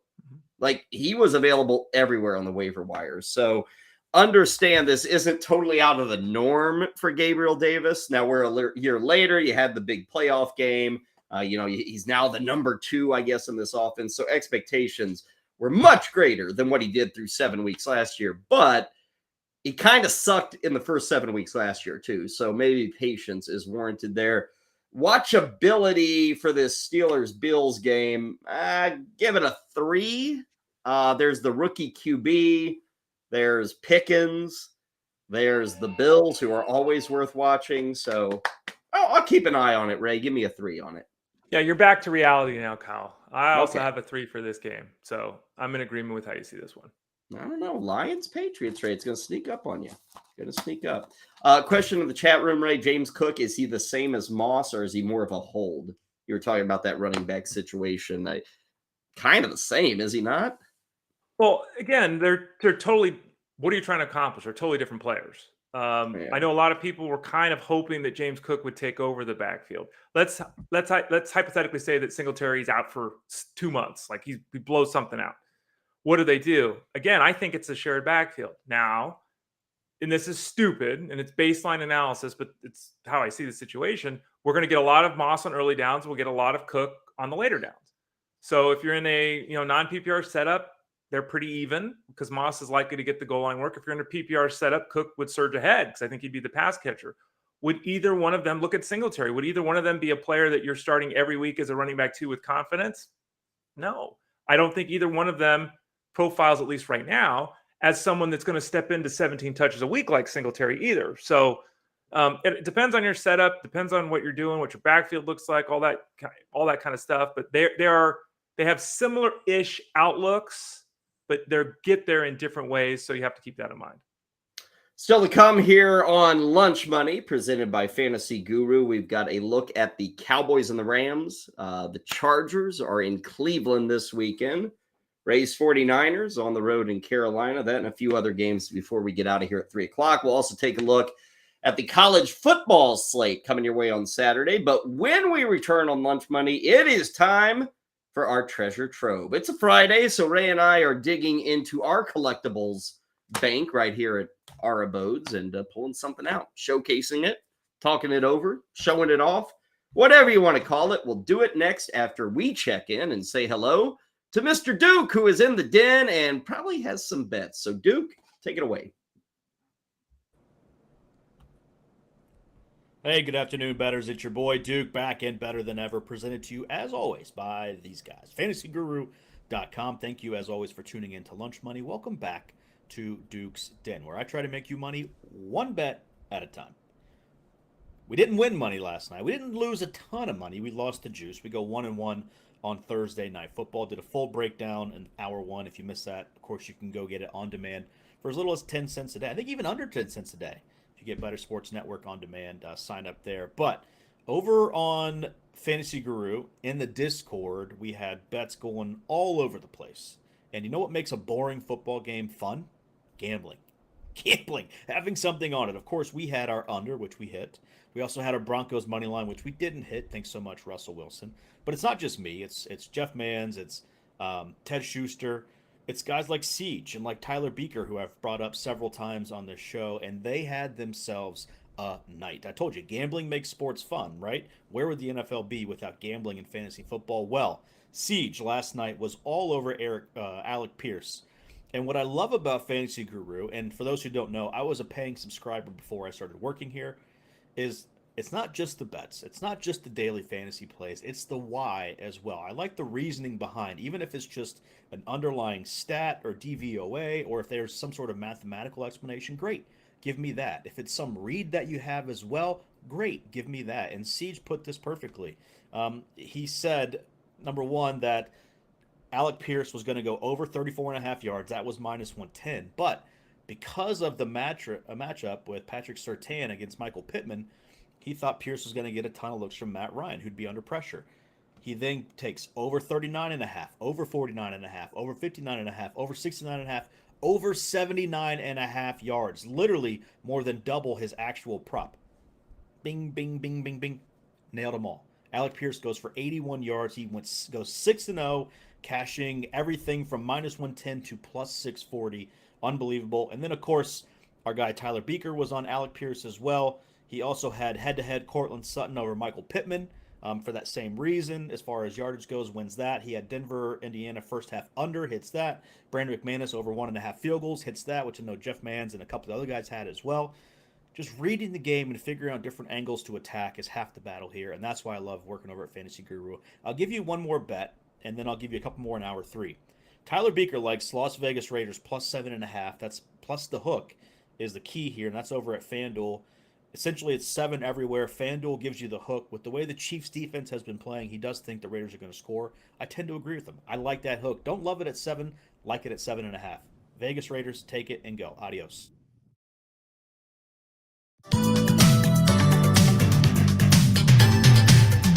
It's always lunchtime here.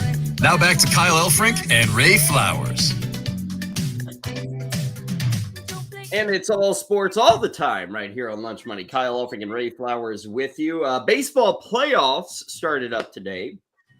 4 games are coming your way this afternoon and into this evening. The first of those 4 is taking place in Cleveland, Ohio as we speak. And Ray, we are cooking through this game. It started like an hour and 40 minutes ago. And they are already in the top of the 7th inning. It's a 2-1 lead for the homestanding Guardians. And let's see, all 3 runs on home runs in today's game, right? Yeah, who needs a pitch clock? Jose Siri hit his first opposite field home run of the season because, of course, playoffs. Jose Ramirez then hit that 2-run home run on the other side. Hitters had batted 143 with 1 home run on the 168 changeups they were put in playoff Shane McClanahan this year. So 168 at bats, 1 home run. Jose Ramirez took the pitch deep, 2-1 Guardians. Always happens in the postseason that way, doesn't it? You know, you've got all these season-long stats. Oh, like I saw a number, Ray, and you probably have seen this because you're tackling all the baseball. Like Aaron Nola, who pitches tomorrow, is the first pitcher since 1884 to have over 230 strikeouts and under 30 walks. 1884, to which I saw that number, Ray, and I said, tomorrow against the Cardinals, he'll walk like 3 guys in 3 innings. You know, just watch. He'll just do it. He'll walk all these guys, something weird. Like the Cardinals themselves, they put their lineup. They're playing at 2 o'clock today.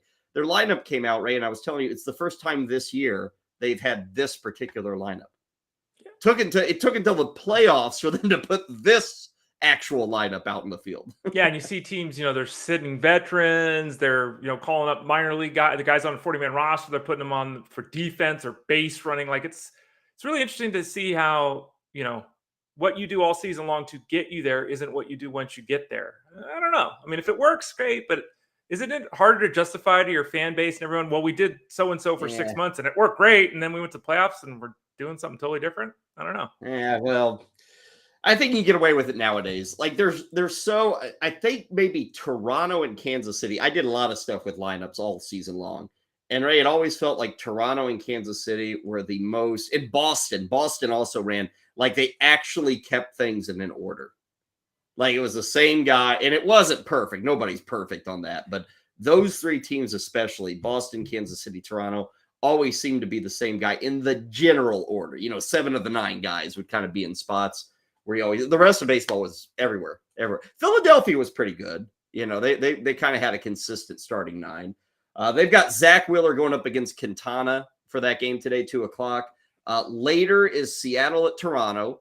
That'll start just after 4 o'clock today. Good pitching matchup there. Luis Castillo against Alek Manoah. Later tonight, 8 o'clock, San Diego is taking on the Mets, Yu Darvish and Max Scherzer. But again, 7th inning action right now. Cleveland is on top of Tampa by a score of 2-1, and Jose Ramirez, as you might expect, with the big hit there. Okay, Ray, it is time for our weekly dive into the treasure trove. You and I grabbed something from our personal collections to show off. So on this Friday, Ray, what are you pulling up? What are you showcasing? Now, I have something. It's NHL. It's a puck, and it's signed. And it's signed by a gentleman named Michael Haley, who I will admit I don't really remember playing for the Sharks. He played 274 games in his career to date. Had his best offensive season with the Sharks in 2016-17. He had 12 points. So not exactly a guy. 128 penalty minutes the year before, 212 penalty minutes. You get the kind of player he is. So again, this gentleman's name is Michael Haley. This is what we affectionately call a no-namer. Correct. It's true. Though he played his first NHL game in 2009. So he's played a decade in the NHL. So, but 274 games. So it's Michael Haley. And the only reason I know it's Michael Haley, I would never know looking at his signature. I only know it because it's on the back of the puck. And so you can see here's the back of the puck. Okay, so the Sharks do this thing where they raise money for charity, and they do a thing called the mystery puck. So you pay like $25, it goes to charity, and you get the puck that's in the bag.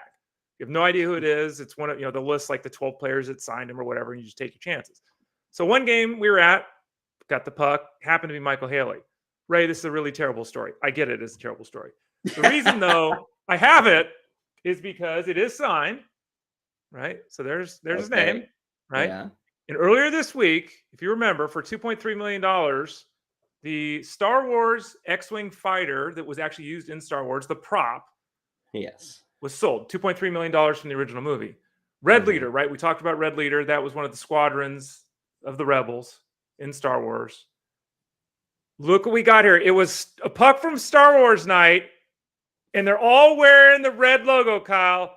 It's a Red Leader puck. But here, the problem, Ray, is you're going to show that off, and people think one of the squadron leaders has autographed it. Yeah, they don't think Michael Haley. Because you're right. Yeah, that's right there is Joe Thornton. I don't know who the other two are supposed to be. I guess one is probably Patrick Marlowe, and I don't know. And they're wearing the squadron helmets. Wearing the squadron helmets, right? So it's from Star Wars I like that Thornton. Now, see, Ray, what would be cool, I would take some white out and get rid of the Helion. Just white it out. Just that. And Ray, I would take that. Yeah, no, take it to the other three guys and get their autograph because that will make that cool. Right now, it's like we got three images that are cool, and then this fourth guy who has no business being on this hockey puck. Right. You know what? I'm actually going to look it up here to see because again, you can tell that's Joe Thornton because it's a beard and it's got gray in it.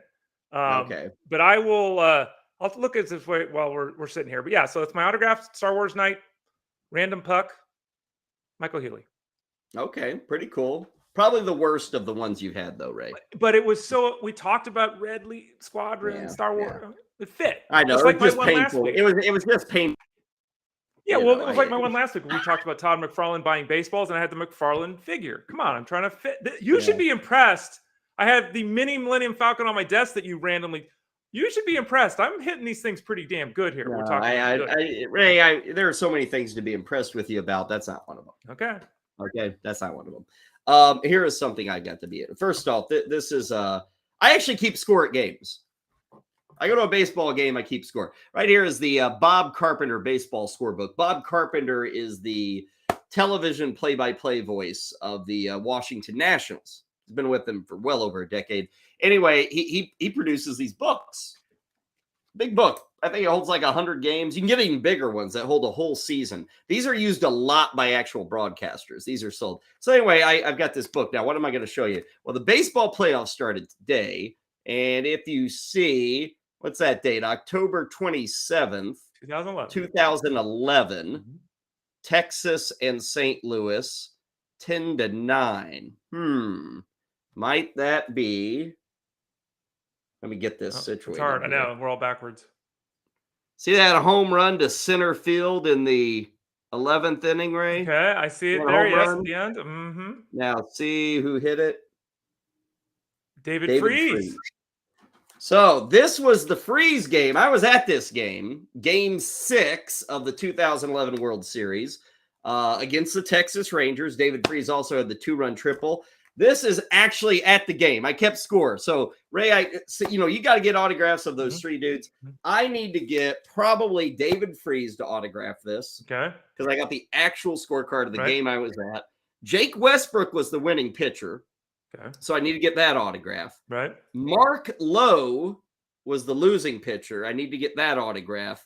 It was a big game for Lance Berkman. It'd be kind of cool to get that autograph. Nelson Cruz made the boneheaded play in right field where he was like stumbling around trying to catch the ball. Would have won him the World Series. Instead, it was a 2-run triple. So my goal, Ray, this is like an artifact that is partially complete. Right. Is I've got the original scorecard. This is me actually keeping score, all the changes, everything. Mm-hmm. See all the switches. Josh Hamilton was, look at that. Adrian Beltre. Right. Elvis Andrews, Ian Kinsler, Michael Young. Like, this is a good team, this Rangers team. Mm-hmm. I mean, the Cardinals side, look at this. Raphael Furcal, Skip Schumacher, some guy, whatever happened to that Pujols guy? Yeah. I mean, so he was there. Yeah. Berkman, Holiday, Freese, Molina. Check out that third baseman. Nick Punto. Punto. Second base, Nick Punto. Can you believe that? Wow. Do you have any autographs in that book? Or would this be? I don't have any. This book, I started this particular book. The first game I ever did in this book, not the first game I ever kept score, but May 10th of 2008. And Ray, we started with a barn burner, the Orioles at the Royals. Barn burner. But real good game. Yeah. But I'm almost through with this book. In fact, just a few months ago, I bought another book. So I'm getting ready to start the second book here. But, yeah, I know. And that's been something I've known for years with you, that you go and you take. I've never actually seen it. So this is the first time I'm witnessing it with everyone else there. Yeah. There it is, Ray. There it is. Yeah. Now I'm trying to think. You and I went to that game in Baltimore one time, but that may have been before I got this book. I think that was 2012. Was it 2012 that we went to 2012. Baltimore? Really? Are you kidding me? I can look it up. No, I can look it up. Okay. Why don't you check that out? We got to hit a break. When we come back, we'll maybe get an answer on this. I have another answer too for the puck. I can give that after the break. Yeah, maybe you get that answer too. And when we come back, we got some college football. I think Matt Bruner is going to be joining us, getting you set for week 6 of the college football season. Man, I just got a pretty cool offer I'll have to think about here. You start talking about baseball and people are offering all sorts of cool things. But anyway, I will check to see if I kept score at that game. I don't know if I brought this with me to Baltimore. I was still single back then. If I walked around with this thing while I traveled, frightening.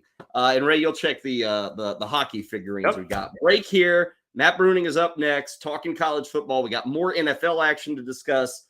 All coming your way right here on the Bettor Sports Network. The Playbook with Fensty and Ronis, presented by FantasyAlarm.com. I got to tell this story, okay? So we're out in Canton, Ohio, and we decide to go eat late at night, like after midnight. We decide to go to the Waffle House. Somehow, Fensty's never been there, even though he lives near it. I'm in New York, New Jersey. There's no Waffle House close by. So if you go to the Waffle House, what are you going to eat more than likely? Pancakes, waffles, eggs, and all that, right? So, of course, our guy Rich, he gets breakfast. I get breakfast. Fensty doesn't. He's never been to a Waffle House. How do you not have waffles? Like, it makes no sense. Dude, there's a time for waffles. I eat breakfast at midnight. Come on, man. That's the thing. I didn't want breakfast, man. I got what was it, like a cheesesteak sandwich or something like that? That's like someone who has never been to IHOP going there and ordering a burger. Who does that? That I wouldn't do. That I would not. That's the equivalent of what you did. Well, I don't even know what you had. I got this steak sandwich, which was steak sandwich at the Waffle House. Never been there, and that's what you get. You're an odd guy, man. You're an odd guy. I'm not an odd guy. Yes, you are. Can we get a vote? Can we get a vote in the chat, please? I mean, if you've never been to Waffle House and you get a steak wrap, something's wrong with you, right? Don't you have to get waffles and eggs and bacon and all that? It's the Waffle House. Yeah, I hear you, man. It was my first time, okay? Ordering the hash browns was already complicated enough. Smothered and covered, and it's almost like it's crazy how much combinations you can have. And I know that everybody's killing me for it right now. And no, to our producers, I don't get pasta at a steakhouse or anything like that. No, Alfredo, that's what he gets at the steakhouse. Do you follow me on Instagram? I'm always on that grill. You know how much I love steak. Why would I go to a steakhouse to get pasta? Because you go to Waffle House to get steak wraps. That's why. I didn't know it was all waffles, bro. I thought it had like a little bit of everything. That's why, I didn't realize they were famous for the waffles. Hey, look, the name of the place is the Waffle House. What else would they be famous for? You know what? That's fine. I guess it's a hot take getting a steak sandwich. As long as it was good, I housed that thing in 10 seconds. Okay, you were never there, and that's the first time. You're not going to try a waffle? Do you admit it was a mistake? I don't really like waffles, man. Bettor Sports Network. It's sports talk done better.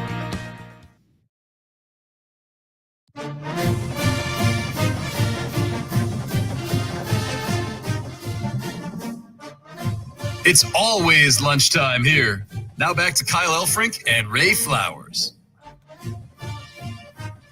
Boomer Sooner there. I know that fight song. Heard that fight song way too much because I grew up in the Big 8, Big 12 days. So I got to hear, Ray, there are certain songs you hear and it just reminds you of getting trampled by better football teams. Like my Missouri Tigers would I remember being a child back in the late 80s, early 90s, and literally Missouri would go on the road to like Nebraska and Oklahoma. And Ray, they would lose like 57-3, like all the time. Oklahoma and Nebraska, these big bad boys from the Big Eight would just destroy my Missouri Tigers. And that Boomer Sooner song never stopped. They literally ran it after every touchdown. So like 15 times a game, here came the Boomer Sooner song. You were saying trampled. I thought you were going to say trashed. So it went a little different direction. But yeah, I hear you on that. It was awful. There were games they'd lose 63-0. It was just crazy back in those days. We welcome you back to Lunch Money, and we welcome you to College Football Week 6. That's right, College Football Week 6. And joining us is one of the guys you can catch every Saturday morning on Campus to Canton. They get going at 8 a.m. Matt Bruning is with us to preview what's probably going to be a pretty entertaining Week 6, I think. Matt, good to see you, man. Welcome back. How you doing today? I am absolutely fantastic. I'm ready for a white knuckle weekend of college football. It's going to be a lot of fun. I'm ready to talk about it, too. Thank you guys so much for having me on. 100%. And you know what? I might as well just keep it with Oklahoma. Red River rivalry. Texas and OU in Dallas. I saw for the first time in a while, neither team is ranked. Yeah. Oklahoma comes in with 2 straight losses. But man, they're a big dog here. It's like it jumped to like 8.5, 9 points in some books. Is that too high? It kind of seems too high to me. It would be if Dillon Gabriel was playing. So Dillon Gabriel is the quarterback for Oklahoma. He took a pretty vicious hit in the game against TCU in the first quarter last week. For those of you who pay very close attention to the NFL, he was stumbling around a little bit like Tua. He's likely not going to play with a concussion. If that's the fact, their backup quarterback is not good at all. So the good thing for Texas is they are getting the return of the king. They are getting Joe Dirt himself, and Quinn Ewers coming back, the mullet master. He is back, and that is a good thing for Texas because the Texas trenches are amazing. They've got 2 freshmen on this offensive line that have been absolutely incredible, and Oklahoma's defensive line has not been able to put any pressure on these offenses. I think this is going to be, honestly, I'm playing the 8.5 for Texas. I think that they're going to blow them out because of that. I mean, you don't have your starting quarterback in Oklahoma. Their best safety as well on defense, and Billy Bowman is likely out as well, which means Xavier Worthy, who is one of the best deep threats in college football, is going to be going deep, having Quinn Ewers throw the ball to him. It's setting up to be a very bad game for Oklahoma. It's not going to be pretty. They've won the past couple matchups. In fact, Texas was up on them by 2 touchdowns last year going into halftime. They put Caleb Williams in, and that was history. The rest was history. Caleb Williams brings them all the way back. Biggest deficit in Red River shootout history. Brings them all the way back. Oklahoma wins the game. I don't see that happening this year. Matt, in the words of Kyle Elfrink, Tennessee sometimes teases us. Okay, yeah, they do. That's not just me saying that, Ray. That's what they do. Yeah. What are we thinking here this weekend? Are they going to continue to tease us, or is it finally going to really happen and make Kyle Elfrink take them out of the tease category? He's going to have to take them out of the tease category. It's no longer your old girlfriend that was teasing you a little bit. You weren't sure if you were ever actually going to be a thing. Tennessee is a thing, and that is because of Josh Heupel and Hendon Hooker. Hendon Hooker is legitimately, in my opinion, in the Heisman race right now.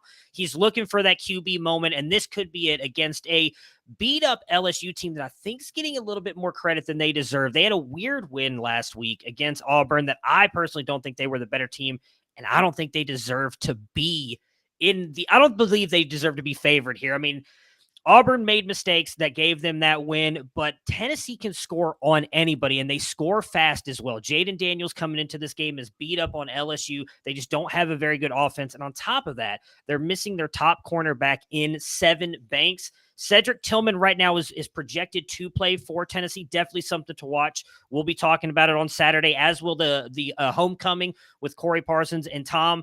They'll be talking about it as well, if whether or not Cedric Tillman plays. But without Sevyn Banks, you've got an explosive offense. And Josh Heupel, for NFL fans, he's like the Kyle Shanahan in the NFL. He knows how to scheme the game toward your quarterback, elevate that offense in the run game, the wide receivers, and he finds your weakness. And LSU's weakness is going to be that secondary, and they've got the wide receivers to attack it on Tennessee's side. The fact that LSU is favored is ridiculous to me. Give me Tennessee in the points.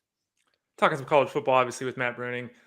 Matt, Kansas football is making an appearance 2 weeks in a row on the show, which is a little surprising. I think I joked last week. I think about them more for basketball, but they got a win last week over Iowa State. They're ranked for the first time in, I think, 13 years. Yeah. What does the matchup look with TCU this week? TCU is also ranked in the top 20 here. Talk to us about that Kansas football team. Yeah, so I mentioned at the beginning here, this could be like a white knuckle weekend. That could be this game right here. This could be a shootout. I am excited for this game, which I don't think anybody expected to say coming into this. A TCU Kansas matchup is something you'd be looking forward to on a Saturday weekend. As crazy as it is to say, though, this might be the best team that TCU has played this year as well in Kansas. They've played some pretty soft matchups leading up to this one, including Oklahoma, where I think it would have been a better game, as I mentioned, if Dillon Gabriel doesn't get knocked out. He does, and when that happens in college football, sometimes these teams just kind of the wheels fall off. I think that's what happened here. TCU, though, might destroy them. You talked about Kansas being a basketball school. We might go back to talking about them being a basketball school after this weekend, because while they have had a good season, TCU is second in explosive offense in the country right now, and Kansas's defense ranks 99th against explosive plays and EPA per play. Their line is 124th against the rush. Kendry Miller just last week averaged 6.2 yards per rush after contact. TCU is going to come out here and put up a ton of explosive plays behind Max Duggan and Kendry Miller. But I do think Jalen Daniels and the Kansas offense will be able to keep it close. And I do think it will be a fun game, but I will play TCU with the 6.5.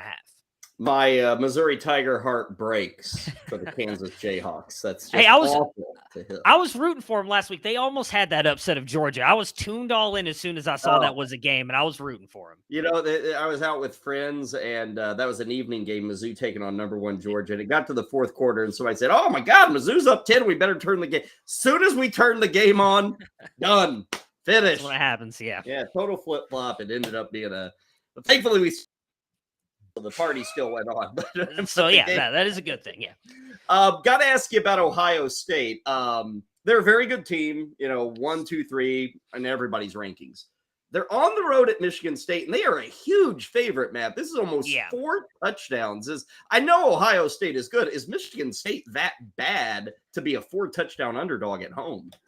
Unfortunately. So Michigan State last year built this team through the transfer portal, and we saw them have this massive success. It's not something we've really seen college teams do. They have not quite been able to do that this year. Their passing defense last year was not good. This year was even worse, and Ohio State put 59 up on them.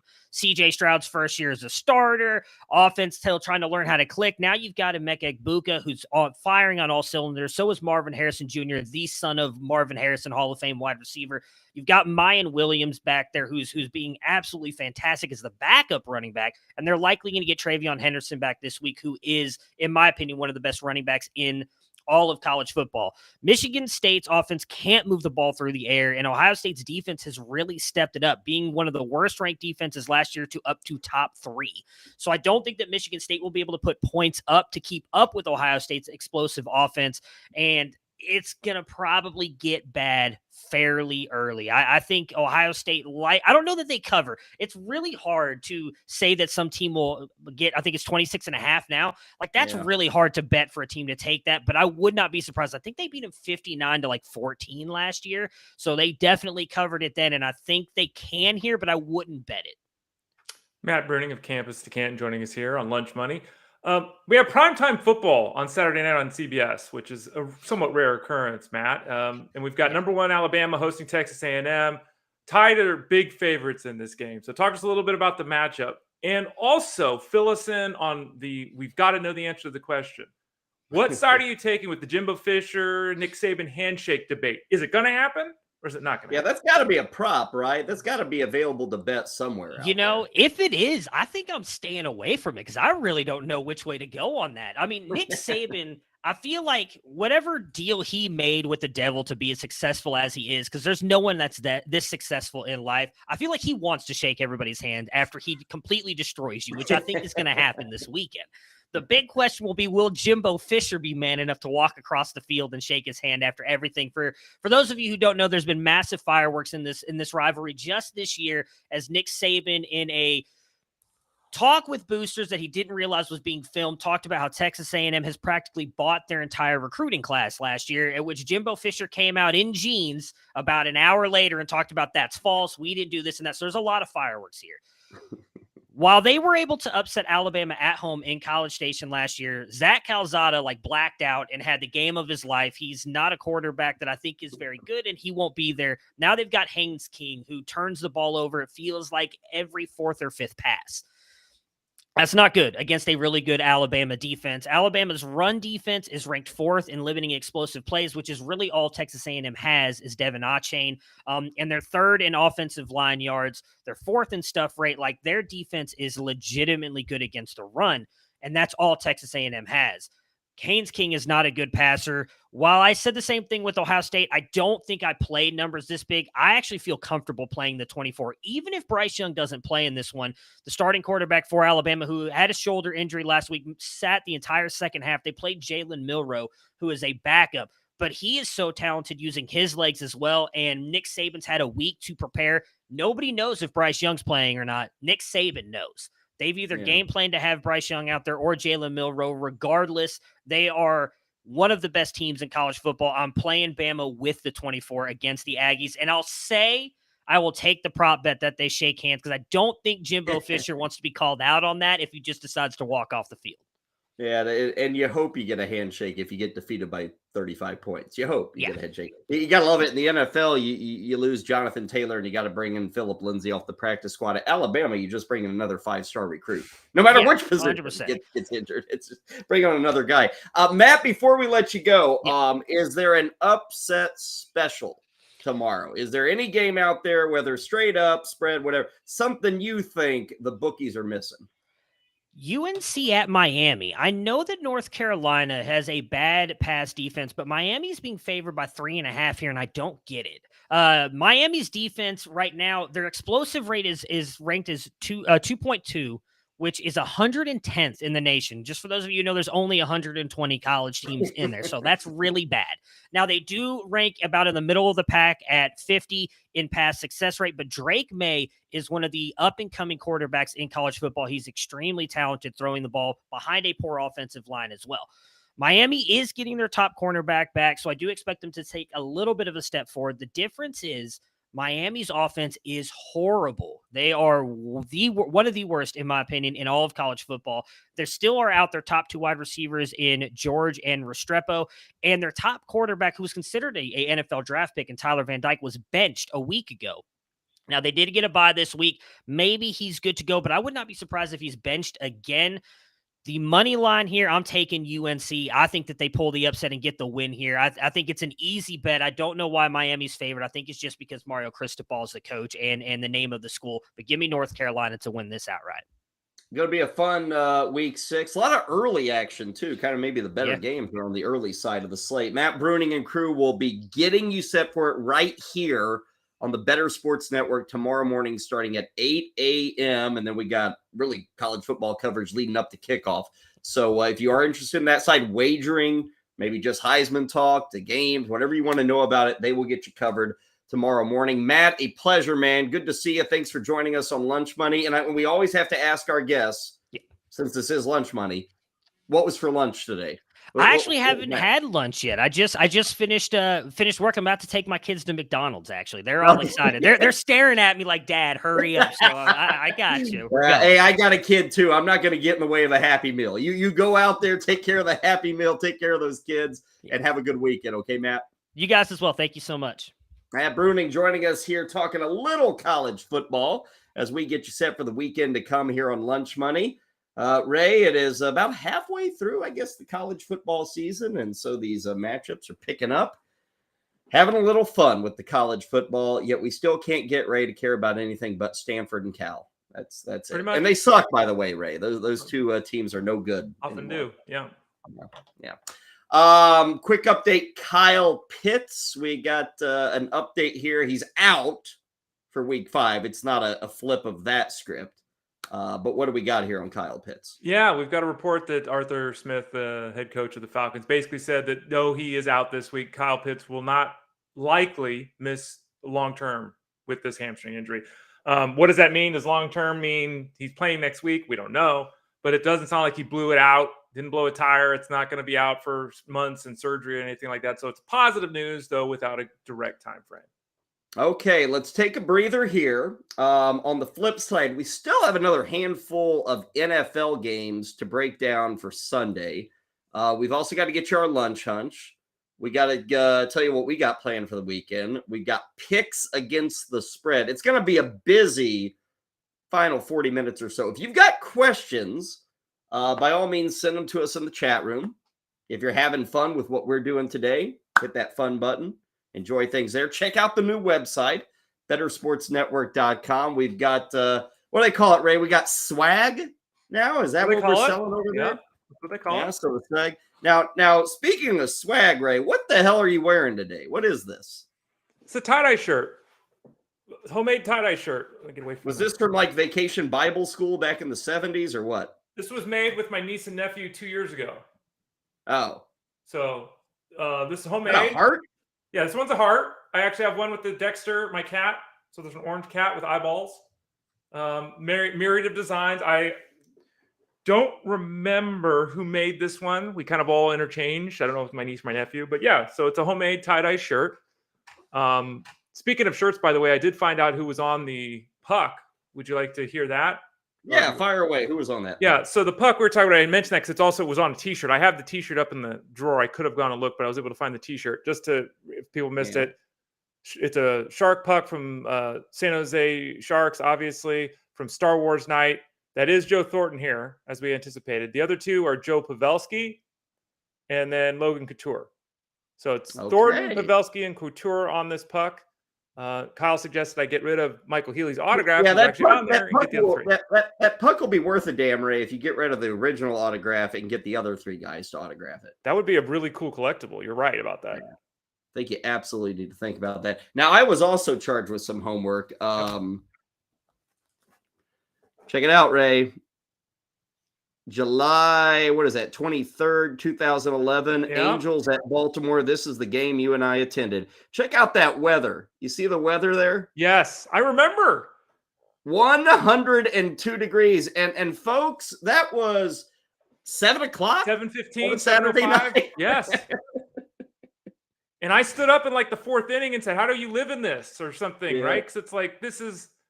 And I remembered the day because it was Mike Trout's rookie season, and he actually had his first career home run the next day. The next day. He was not in this lineup on Saturday night that we went to. Yep. But you're right. The very next day, Mike Trout hit his first ever major league home run. Yep. Ray and I missed it by like 15 hours. Yeah. And we melted our you-know-what's off. Who lives in a place where it's 95% humidity and it's 102 degrees at 7 o'clock at night? Oh, I think like half the country, Ray, lives in such a place. I know. That's just terrible, man. I remember we went and we drank at the bar down behind the stadium. It was trying to find a place with AC so we wouldn't die before the game began. Man, check out this Angels team. And again, no Mike Trout at this point, but you got Eric Ibar, Torrey Hunter, Bobby Abreu, Vernon Wells. Is that Cayaspo? Is that Cayaspo? Is what I think. Yeah, I think so. Yeah. And what we got? Howie Kendrick, Russell Branyan, Peter Borges, and Jeff Mathis. Wow. Man, seems like longer than 11 years ago, doesn't it? Wow. Yeah. There you go. So anyway, that was the Ray. I don't have a mention, Ray, if you and I didn't make mention of it at all. That's really just kind of disappointing. Why didn't you get me to sign your book that night? Well, like I said, you do important things. You don't do just wasteful things. We've only been working together for a short time in 2011, so maybe you didn't think of it. A little, Ray, if I had known I'd be stuck with you and tied together at the waist for the next 11 years, maybe I would have made a point to say the first game I've ever attended with Ray Flowers, but not at all. 3-2 victory by the Orioles there. Kevin Gregg with the save. Of course. Back then, he was getting all sorts of saves. Okay, break for us on Lunch Money. Back with NFL, back with picks, back with props. We've got Lunch Hunch. We'll get to all of it coming up next, right here on the Bettor Sports Network.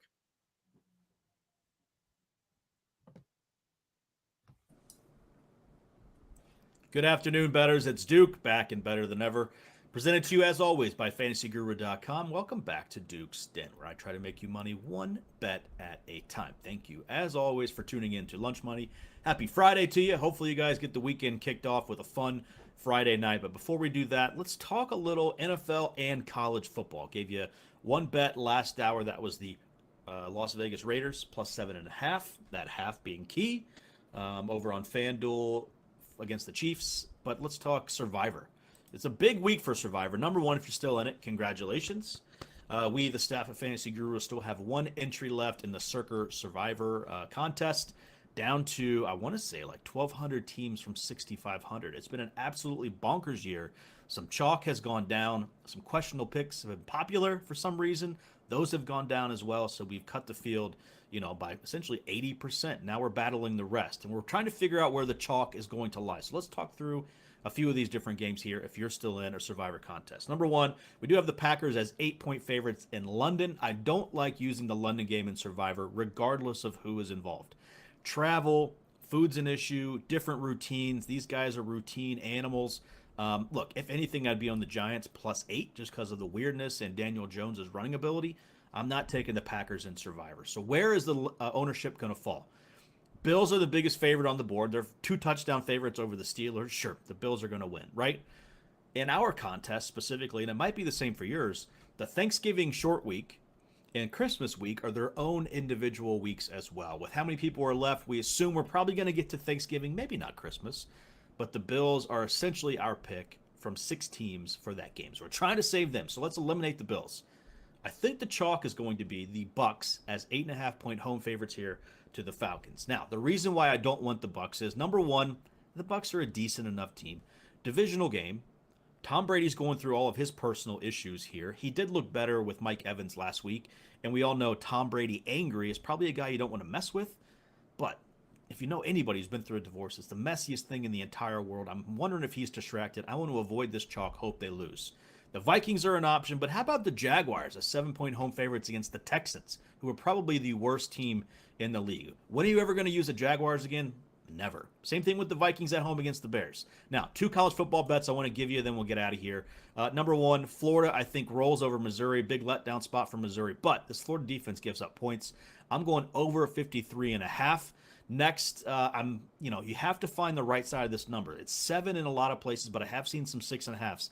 TCU on the road in Lawrence, Kansas, -6.5 is my lock of the week. Take it. Let's make some money. Have a good weekend. Adios.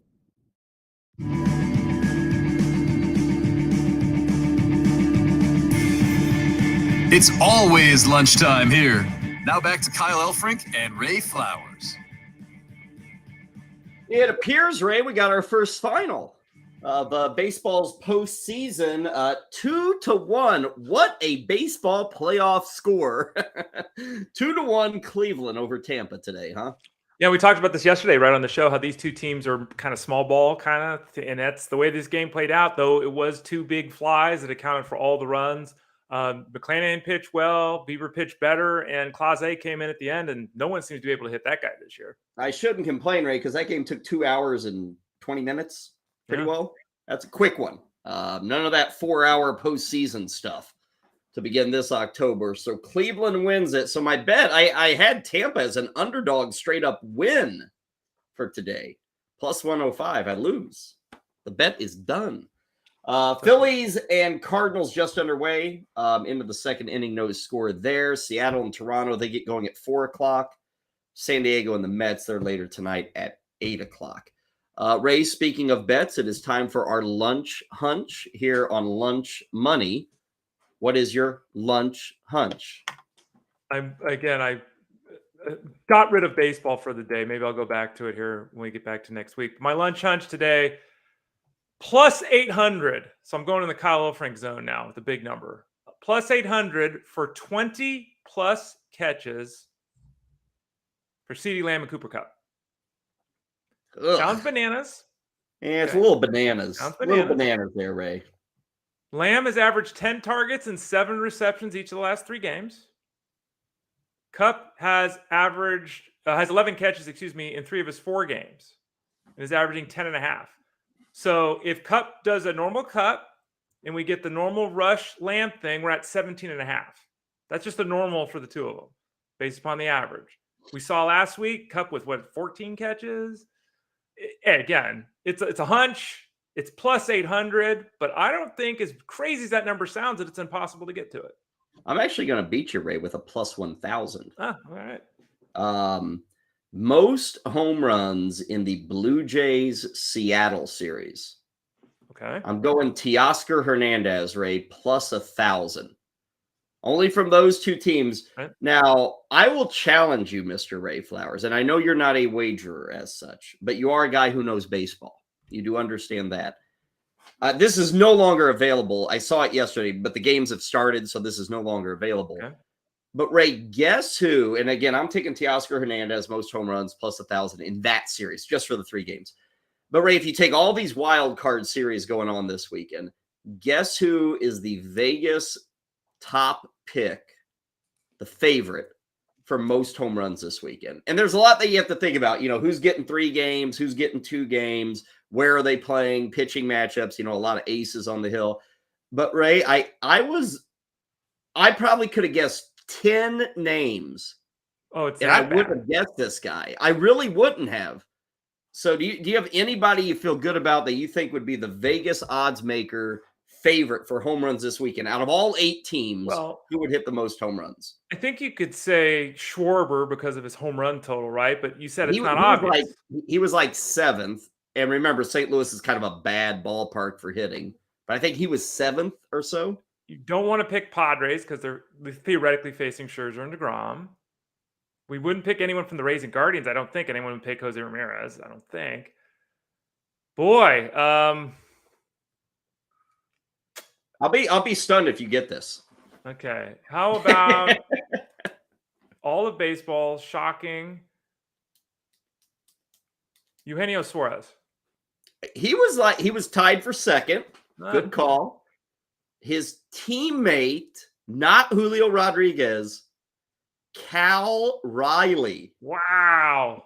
I would never have gotten that. I would have never guessed that. Wow. He is the leader, at least according to the odds, for home runs this weekend of all these teams in the wild card round. Well, to your point, you talked about the Blue Jays and their pitching, and so that's why I was thinking maybe the Mariners, and that's why I said Suarez, because he's the obvious guy. Yeah, Raleigh.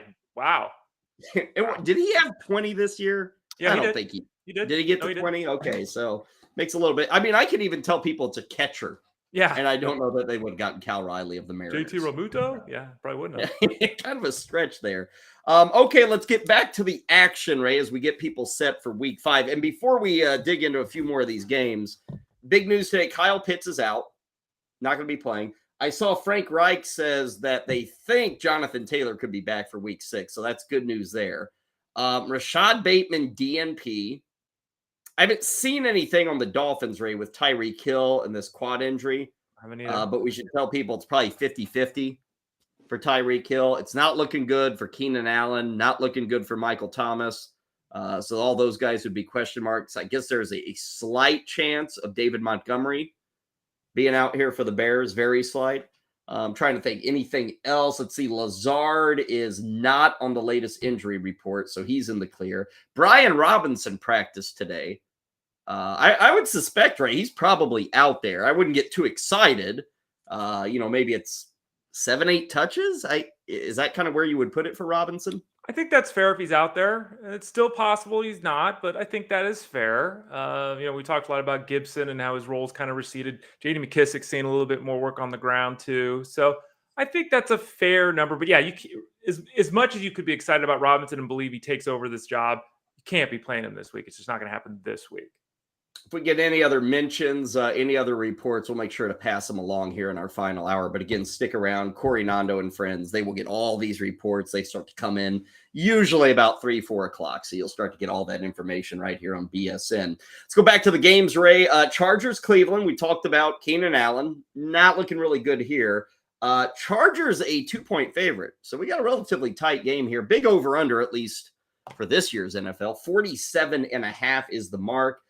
I am actually going, Ray, with Cleveland over 23.5. I think this game actually could be one of the rare overs, maybe get us into 50 points. I certainly think the Chargers are willing to go back and forth.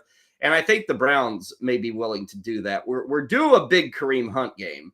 I will tell you that. He has done nothing since week 1, by the way. So we're due a big, and that honestly, Ray, is my guy to watch. I think Kareem Hunt, and this makes no sense, Ray, but this is how his career kind of works, where it's a lot of peaks and valleys. And you're just kind of due if you're Kareem Hunt. I think he's kind of due. So I like Cleveland to score in this game, and I like Kareem Hunt to get back into the end zone. I know it's been disappointing the last 2 or 3 weeks. I'd still have him as a flex call for this week. Yeah, my player to watch in this one is David Njoku, because we all want to see, the follow-up here. He's gone 572 games in a row. So I guess we can legitimately say he's the number 2 pass catcher, maybe number 1, Amari Cooper, in this offense. And, he's played 88% of the snaps in every game. So he's always on the field. He's heavily involved here. And, he has scored each of the last 3 times these 2 teams have faced off. And the last time out, it was 149 yards and a touchdown. So I'm watching David Njoku this week.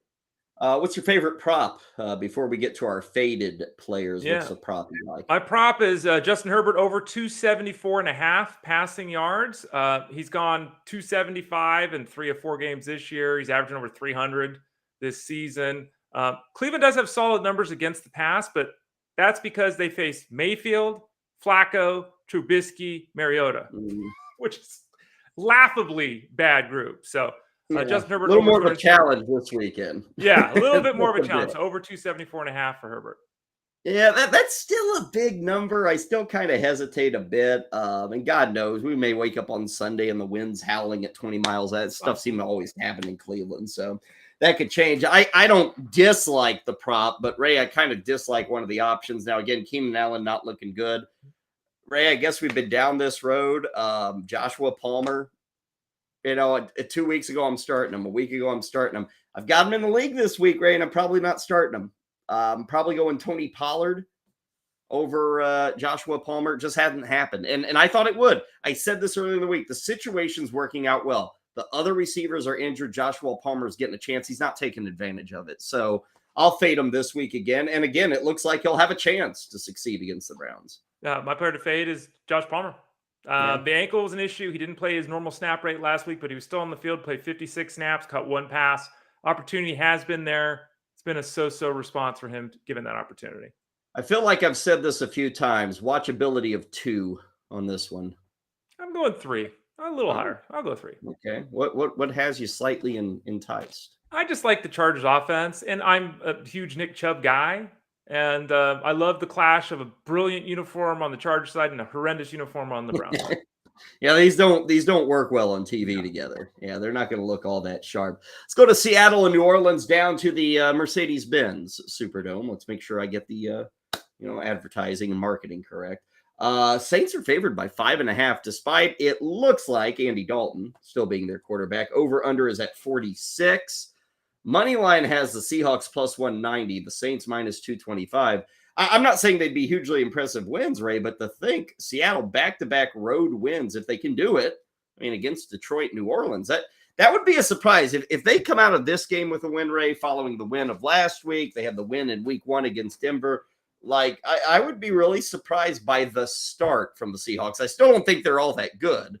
But that would be a very strong start considering what they're working with to begin the year. Yeah, I don't think anyone looking at the NFC West would have said before the season that they weren't the worst team. And everyone's 2-2 now, so everyone's got a chance at the moment. And if Seattle can go to 3-2, that'd be pretty damn impressive. What's your favorite prop from the Seahawks visiting the Saints? Geno Smith is performing extremely well, given what he's asked to do. We all know that. He's on pace to set the record for completion percentage, all that. We're getting a lot of volume to Tyler Lockett. We're going to see that continue this week. So it's a minus 115. Lockett over 64.5 receiving yards. He's had 3 straight outings of 75, and he's averaging 91 yards on 10 targets in those 3 games. So that's the prop with him. I'm jumping on a Chris Olave prop. We all saw what went down last week in Detroit, 45 points. Lions were moving up and down the field. Even beyond that, the Seattle secondary is giving up some big plays this year. They're one of the 5 or 6 worst teams in football in terms of big plays allowed. Olave, 22.5 yards. I'll take the over on that being his longest reception. That comes in at minus 120. So 22.5 yards. I look at this team, Ray, and I don't think Thomas is out there. I don't think this is Chris Olave. I mean, this is his time to just do it. And he's working with the backup, but it's not a bad backup in Andy Dalton. So I think we see more of Olave. I'd roll him. It's weird, Ray, to say, I feel good about a guy even with his backup quarterback when he's got 4 games of NFL experience under his belt, but I kind of do with Olave. This is a game where I'd make sure he's in my starting 3 amongst wide receivers. Yeah, I totally agree with that, by the way. And, that leads into my player to fade, which is Jarvis Landry, because I see the game just like you do. I think Olave's getting double-digit targets, or it's very likely he does. I don't think there's a lot of volume for the other guys. I think we'll see it spread around as we have. And Jarvis Landry, 22 yards, 25 yards, 7 yards. Like, what happened? This is supposed to be the chain mover for this offense. He's not even catching passes. So he's my guy to fade, and I like your Olave call. I'll stick Andy Dalton as my guy to fade. He will be the layoff. Now, I still think the Saints can win this game, but I just want to dissuade anybody from thinking that Dalton can do what Goff did last week against Seattle. I don't think the Saints are built that way. So I'll fade Dalton. My guy to watch is Kamara. He's got to be. Ray, fingers crossed, it sounds like he'll play. Mm-hmm. Now, I had Kamara as the guy to watch last week in London. Nothing to watch. I think we'll get to watch him this week, and we'll see how it goes, Ray. What he's dealing with more than anything, Ray, is a lot of pain. Mm-hmm. And so you never know. I mean, sure, they can shoot him up. They can throw on a flak jacket, all that stuff. But that can pull back on movement. That can pull back on maneuverability, avoiding tackles, all that stuff. You take a hit in the wrong place, he could be out. So we'll see. This will be his first test of just kind of surviving 60 minutes of hitting and 60 minutes of playing football. Yeah, we've talked about it for years. Those rib injuries are tough. There's nothing you can do athletically that doesn't involve your rib cage. Not a single movement you can make. And so when a lot of times when this happens, it even hurts just to breathe like that. Mm-hmm. So yeah, they can do things, protection, shots, all that kind of stuff, but it is oftentimes a pain tolerance scenario. Who's your guy to watch for the Saints and the Seahawks? Penny and Walker both seemingly have some physical things going on. It seems like both are going to play this week, but I'm going to watch Kenneth Walker. He's shown some nice juice. Penny had that big game last week and should be expected to lead the backfield again this week, if indeed he does play in touches and all that. But we've talked about it. Penny, he's not making 17 games. It's not happening. And that Walker kid in that offense, I'm getting a little interested. I'm watching him. Yeah, I think that backfield is worth watching. And obviously with the Kamara situation, with Geno Smith, like, is it real? Is this really the Geno Smith we're going to get this year? I'm giving this a watchability rate of a 3. I'll go to a 3, which I'm surprised I'm that high, but you start to think about the things to follow. There's plenty to follow in this game. Yeah, I'm a little surprised at that too. I went a 2. I get it, but I'm at a 2 on this one. Not buying Geno Smith. No. For shame, Ray Flowers. But he's leading a better passing offense than a quarter of football. Tell you that. Let's go to San Francisco, who is on the road in Charlotte, taking on the Panthers. San Francisco favored by 6.5. The over-under, Ray, is under 40 in this game. And I don't blame them. In fact, that leads to my favorite prop. San Francisco to win straight up and the under to hit. A low-scoring, drag-out affair between two offenses. I don't want to say the Niners are a bad offense, but they're not an offense that is a threat for 30 most weeks.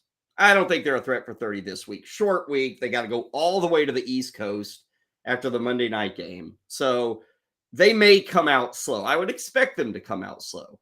They can win this game 20-10. And the over-under is 39. This is under 38.5. That comes into plus 170. So Niners to win. They keep this game low scoring, plus 170. That's the prop I like. How about you, Ray?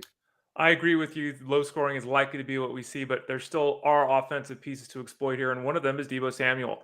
In 2 games working with Jimmy Garoppolo, he's gone for 73 and 115 receiving yards. We know about the touchdown potential and the stuff on the ground. But again, 73 and 115 yards. There's no stopping a guy who breaks tackles in the open field. You can't scheme that, right? Deebo Samuel's going over 55.5 receiving yards, minus 120. Okay. My player to watch is Garoppolo. And Ray, it was good to get that win. It got people off his back. Remember, a week ago, he sucked. He was no good. This is why they have Trey Lance. Now all is forgotten as soon as he gets a win. And believe me, Ray, that will be how it is the whole season. Every time he wins, he's fine. Every time he loses, oh my God, he's terrible. This is why that is his future. That is his stake in life, is you tell me what Garoppolo and the Niners did. I'll tell you what the people are saying about him, because nobody can make up their mind on Garoppolo. I think he's a fine quarterback. I think he's actually overall better for this team than Fields is. So even if he loses this week, I still think he's a better fit right now in the here and now than is Trey Lance. I was saying Fields, but Trey Lance. I think Garoppolo's the better fit. Got my eyes on him. My fade, Ray, is DJ Moore. We've had a lot of bad weeks. I don't think those bad weeks disappear against this Niners defense. I don't think Baker Mayfield suddenly figures out the connection he can have with DJ Moore. That this ain't going to break the streak of bad games this week. It ain't happening. So fade Moore, watch Garoppolo. Who are you two guys? I'm fading George Kittle, which is tough because the position is, I'm not saying you can't start him, but I'm fading him. The expectations have to be lowered. 24 yards last week. He's averaged 27.5 yards if you include the playoffs, his last 8 games. Like, it's just not, he has really come back to the pack. The Niners need him to block. Williams is down. Their backup left tackle's down. They're down to the third guy there. So I'm fading Kittle. Don't expect him to be elite, certainly this week. And then my player to watch, which is easily the player I could have put in the fade section, it's Christian McCaffrey. We're not likely to see Christian McCaffrey on the field with a lower weekly ranking than we are this week, and it's obvious why. The Niners rank 5th in pass rush, and they're 4th against the pass, according to DVOA. They can't pass the ball, Carolina, to start with. So that's a terrible matchup. The Niners can generate pressure without even having to blitz a lot of times. And then you look at the ground. Check this out. 1st in DVOA rushing defense, 1st in rushing DVOA overall, allowing the 2nd fewest PPR points to running backs. Christian McCaffrey, what do you got this week? And Ray, I will be shocked if we somehow, stunned, shocked, blown away if we somehow get a decent Mayfield game. Like this, I brought the number earlier in the week. Unless he is throwing to Christian McCaffrey, when he throws the ball to everybody else, he is completing 48% of his passes. That is hideous. And I don't think it's going to get much better against the Niners. Watchability, Ray, gosh, I'm probably fudging here. I'm giving it a 2.5, but I think to myself, my God, Kyle, I stack all these games up. Is this the one I want to watch? Probably not, but I'll settle in for a 2.5. If nothing else, Ray, I get to watch Troy Aikman's favorite player. It's true. Yeah, I'm a 3, but it's probably because I'm a Niners fan. Yeah. And who doesn't like to watch Troy Aikman's favorite player? Yeah, who doesn't? Atlanta, Tampa is up next. Bucks a giant favorite here, 10 points. Tom Brady says he's playing. The receivers seem to be getting more healthy. Prop I like, Ray, is a lot of rushing for Leonard Fournette. He has been very quiet and mostly ignored the last 2 weeks. I think they're going to reestablish him in the running game. I don't know if they cover 10, but I think they're going to have this game mostly under control. Over 16.5 rushing attempts is plus 105. Almost even money. That's a big number, but if you look at the first 2 games this year, Fournette had, I think, 21 and 23. Mm-hmm. So they're not afraid to give him the ball. He hasn't been getting it the last couple of weeks, so I'll go the over on 16.5 carries. How about you? My prop is Marcus Mariota, even though they're going to be behind and having to play catch up. Under 200.5 passing yards. Kyle Pitts isn't playing. There's one other viable pass catcher right now in this offense in Drake London. I don't anticipate them having any success running the football either. The Bucs are 4th in DVOA pass defense, 3rd against the Pro Football Focus, got them 2nd in pass coverage. That's not going to help when you don't have targets that you trust. So as much as it seems like game flow wise, he should get there, I'm going the under 200.5 passing yards, minus 115 with Mariota. Okay. I'll take Brady as my guy to watch. I don't know if we have injuries per se, Ray, but we've got nicks. We've got bruises. Even an ego might be bruised at this point with Tom Brady. I don't know. But he's my guy to watch. Last week was like vintage Brady against Kansas City. Before that, we hadn't really seen it. It was like 200 yards, and that was it. Then he kind of blew up in that catch-up scenario against Kansas City. I will say, I don't think we have like a strong Brady showing. I think it's a solid Brady showing. So he'll be my guy to watch. Who's your guy to follow? Drake London. I mean, he caught 13 passes the first 2 games. Looked great. Everything was going fine. He's going to win Rookie of the Year. Here we go. 5 catches the last 2 games. They desperately need him. The problem now, of course, is he will be the entire focus of Tampa Bay. So I'm really interested to see which Drake London, statistically speaking, shows up this week. My fade's going to be Caleb Huntley. in the backfield. I know he was picked up. I know Algier was picked up. I'm feeling Algier. I feel better about starting Algier than Huntley. Now, we're not going to know until we kind of see how this works. I mean, we're all kind of guessing what will the Falcons actually do. But for me, Ray, I do like Algier more than Huntley. I think most people are probably in that boat. So my fade's going to be Huntley for this game. Yeah, my fade's going to be Algier in this game as well. I mean, you like Huntley more than Algier? I don't like either one. Neither one should be played. I'm still Damian Williams long term, but this week, Ray, what are you talking about? Atlanta's going to get blown out in this game. They're not going to stop the Bucs. The Bucs are going to put up points. Tom Brady destroys the Falcons. So the game flow is not there, and the Bucs anyway can't be run on. They're even the third fewest points to running back this season. So this is just a bad matchup for the backfield for that team. Watchability. Here we go. It's like the number of the week, a 2. I'll go with 3. I don't really know why I did a 3 because I really only want to watch half the side of this game. Well, you get to watch your hometown's very own Tom Brady, That's true. San Mateo, California. There you go. Go, Tom. That's why you go there. Last game, Cowboys, Rams. Now, this is not the Sunday night game. We did that yesterday. So the Sunday night game is Baltimore hosting Cincinnati. This is the late window big game. Cowboys on the road at L.A.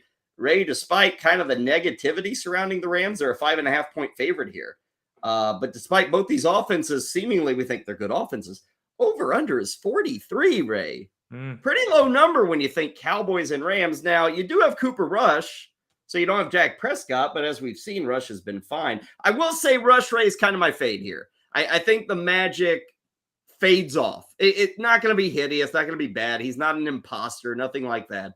But, Ray, I think this is going to be the toughest battle he will have had in the 4 games, which you would expect. You're on the road at the Super Bowl champs. I think the Rams are pissed off. All that stuff works against Rush for Sunday. Yeah, and my guy to fade is one of the receivers for Rush. I'm going Michael Gallup. It was his first game back. He scored a touchdown, but he wasn't heavily involved. He played a couple less snaps than Noah Brown, basically ran the same amount of routes as Noah Brown. We certainly have seen Noah Brown continue to have that connection with Cooper Rush. So as much as I like Gallup long-term, I think that's more of a play with Dak Prescott. So he'd be my guy to fade this week. I think my guy to watch is Tyler Higbee.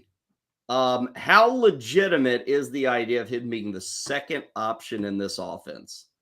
Last week, we saw double-digit catches, and coming out of that game against the Niners, it's like, who else is catching? It's Kupp, it's Higbee, it's Higbee, it's Kupp, it's Kupp, it's it. That's it.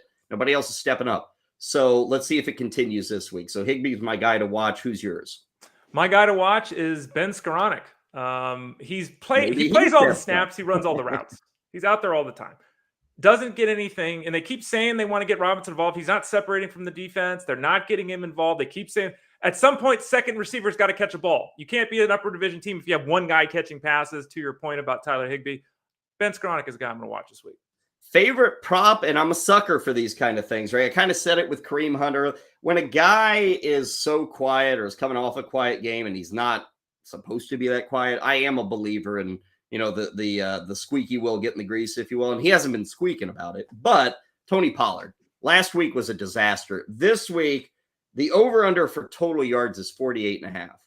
I have to think that's doable. And I think a team like the Cowboys will recommit saying, hey, what did we do last week? We totally forgot about Tony Pollard. Let's get him back in the groove, back as a part of this offense. So I like the over 48.5 total yards. That is minus 120 over at DraftKings. What's your prop to play? The Rams have had struggles, running the football effectively. They're going to continue to pass, even with the struggles that Stafford has faced to date. He's hit 27 completions 3 times in 4 weeks. He's averaging 26.5 completions on 38 passes. The prop is over 23.5 completions, a minus 120 for Matthew Stafford. Okay. Watchability score, Ray. How high are you going for the Rams and the Cowboys? I kind of want to watch this one. I'm going to go 4. Maybe I'm off. I bet you're going to say lower than that. Are you going to go 4 too? I got a 4 too. I thought I'd kind of be at a 5, but I guess with Rush there and not Prescott, and I don't know. I feel like every week I'm getting force-fed the Rams, like every week. Yeah. Thursday night football to start the season. Monday night with San Francisco. This game's going to be like beamed to 80% of the country. It's Rams, Rams, Rams. It's their world. So I'm kind of tired of them already. But I'll give it a 4, the same as you. Okay, with that taken care of, we have previewed every single game for Sunday. Now, Monday night football, which is Raiders Chiefs, we'll do that next Monday on the show. Ray, it is now time for us to go on the record. Picks against the spread. Last week, I was 7-7. Ray, you were 6-8. We both had a draw, a push, if you will. So that's why we only had 14 games. For the season, we're still a little weak. I am 27-32 against the spread. Ray, you are 25-34. Not good. It's the spread. So work to be done. Heather Klein will keep track of these. Heather, grab your pen. We shall go rather quickly. Ray, let us start with Sunday morning in London. Packers by 7.5 over the Giants. I am going Green Bay. I'm going Green Bay as well.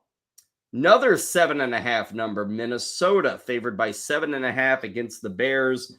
I'll take Minnesota to win, but I'm taking the Bears to keep this one closer than 7.5. I'm taking the Vikings in both respects. Okay. Pittsburgh and Buffalo. This is the big number. 14 points for the Bills. And Ray, I get it. I understand it, but it's too big for me. Give me Pittsburgh on that 14-point dog. It's massive, and I feel stupid, but I'm still taking it. Another big number. Tampa favored by 10 against Atlanta. You said Tampa's going to kill them, right? They are. I'm taking that one too. Yeah, I'll take Tampa on that one. Give me Tampa in the 10-point cover. Let's see. Miami is a 3.5 road favorite at the Jets. I've been saying it all week. Jets win this one straight up. I'm taking them against the spread. Miami will win this one, and they will cover the spread. Okay. Too big of a number for me. Jacksonville getting 7, or I should say laying 7 against Houston. Give me Houston to be within 7 there. This is a really tough one, but I'm going to go with the Jaguars. I think they make it. I think this is a tough one. Chargers on the road at Cleveland. The Bolts, Ray, are favored by 2 points. Yeah, that's tough, but I'm going to go Chargers. I'm going to take it.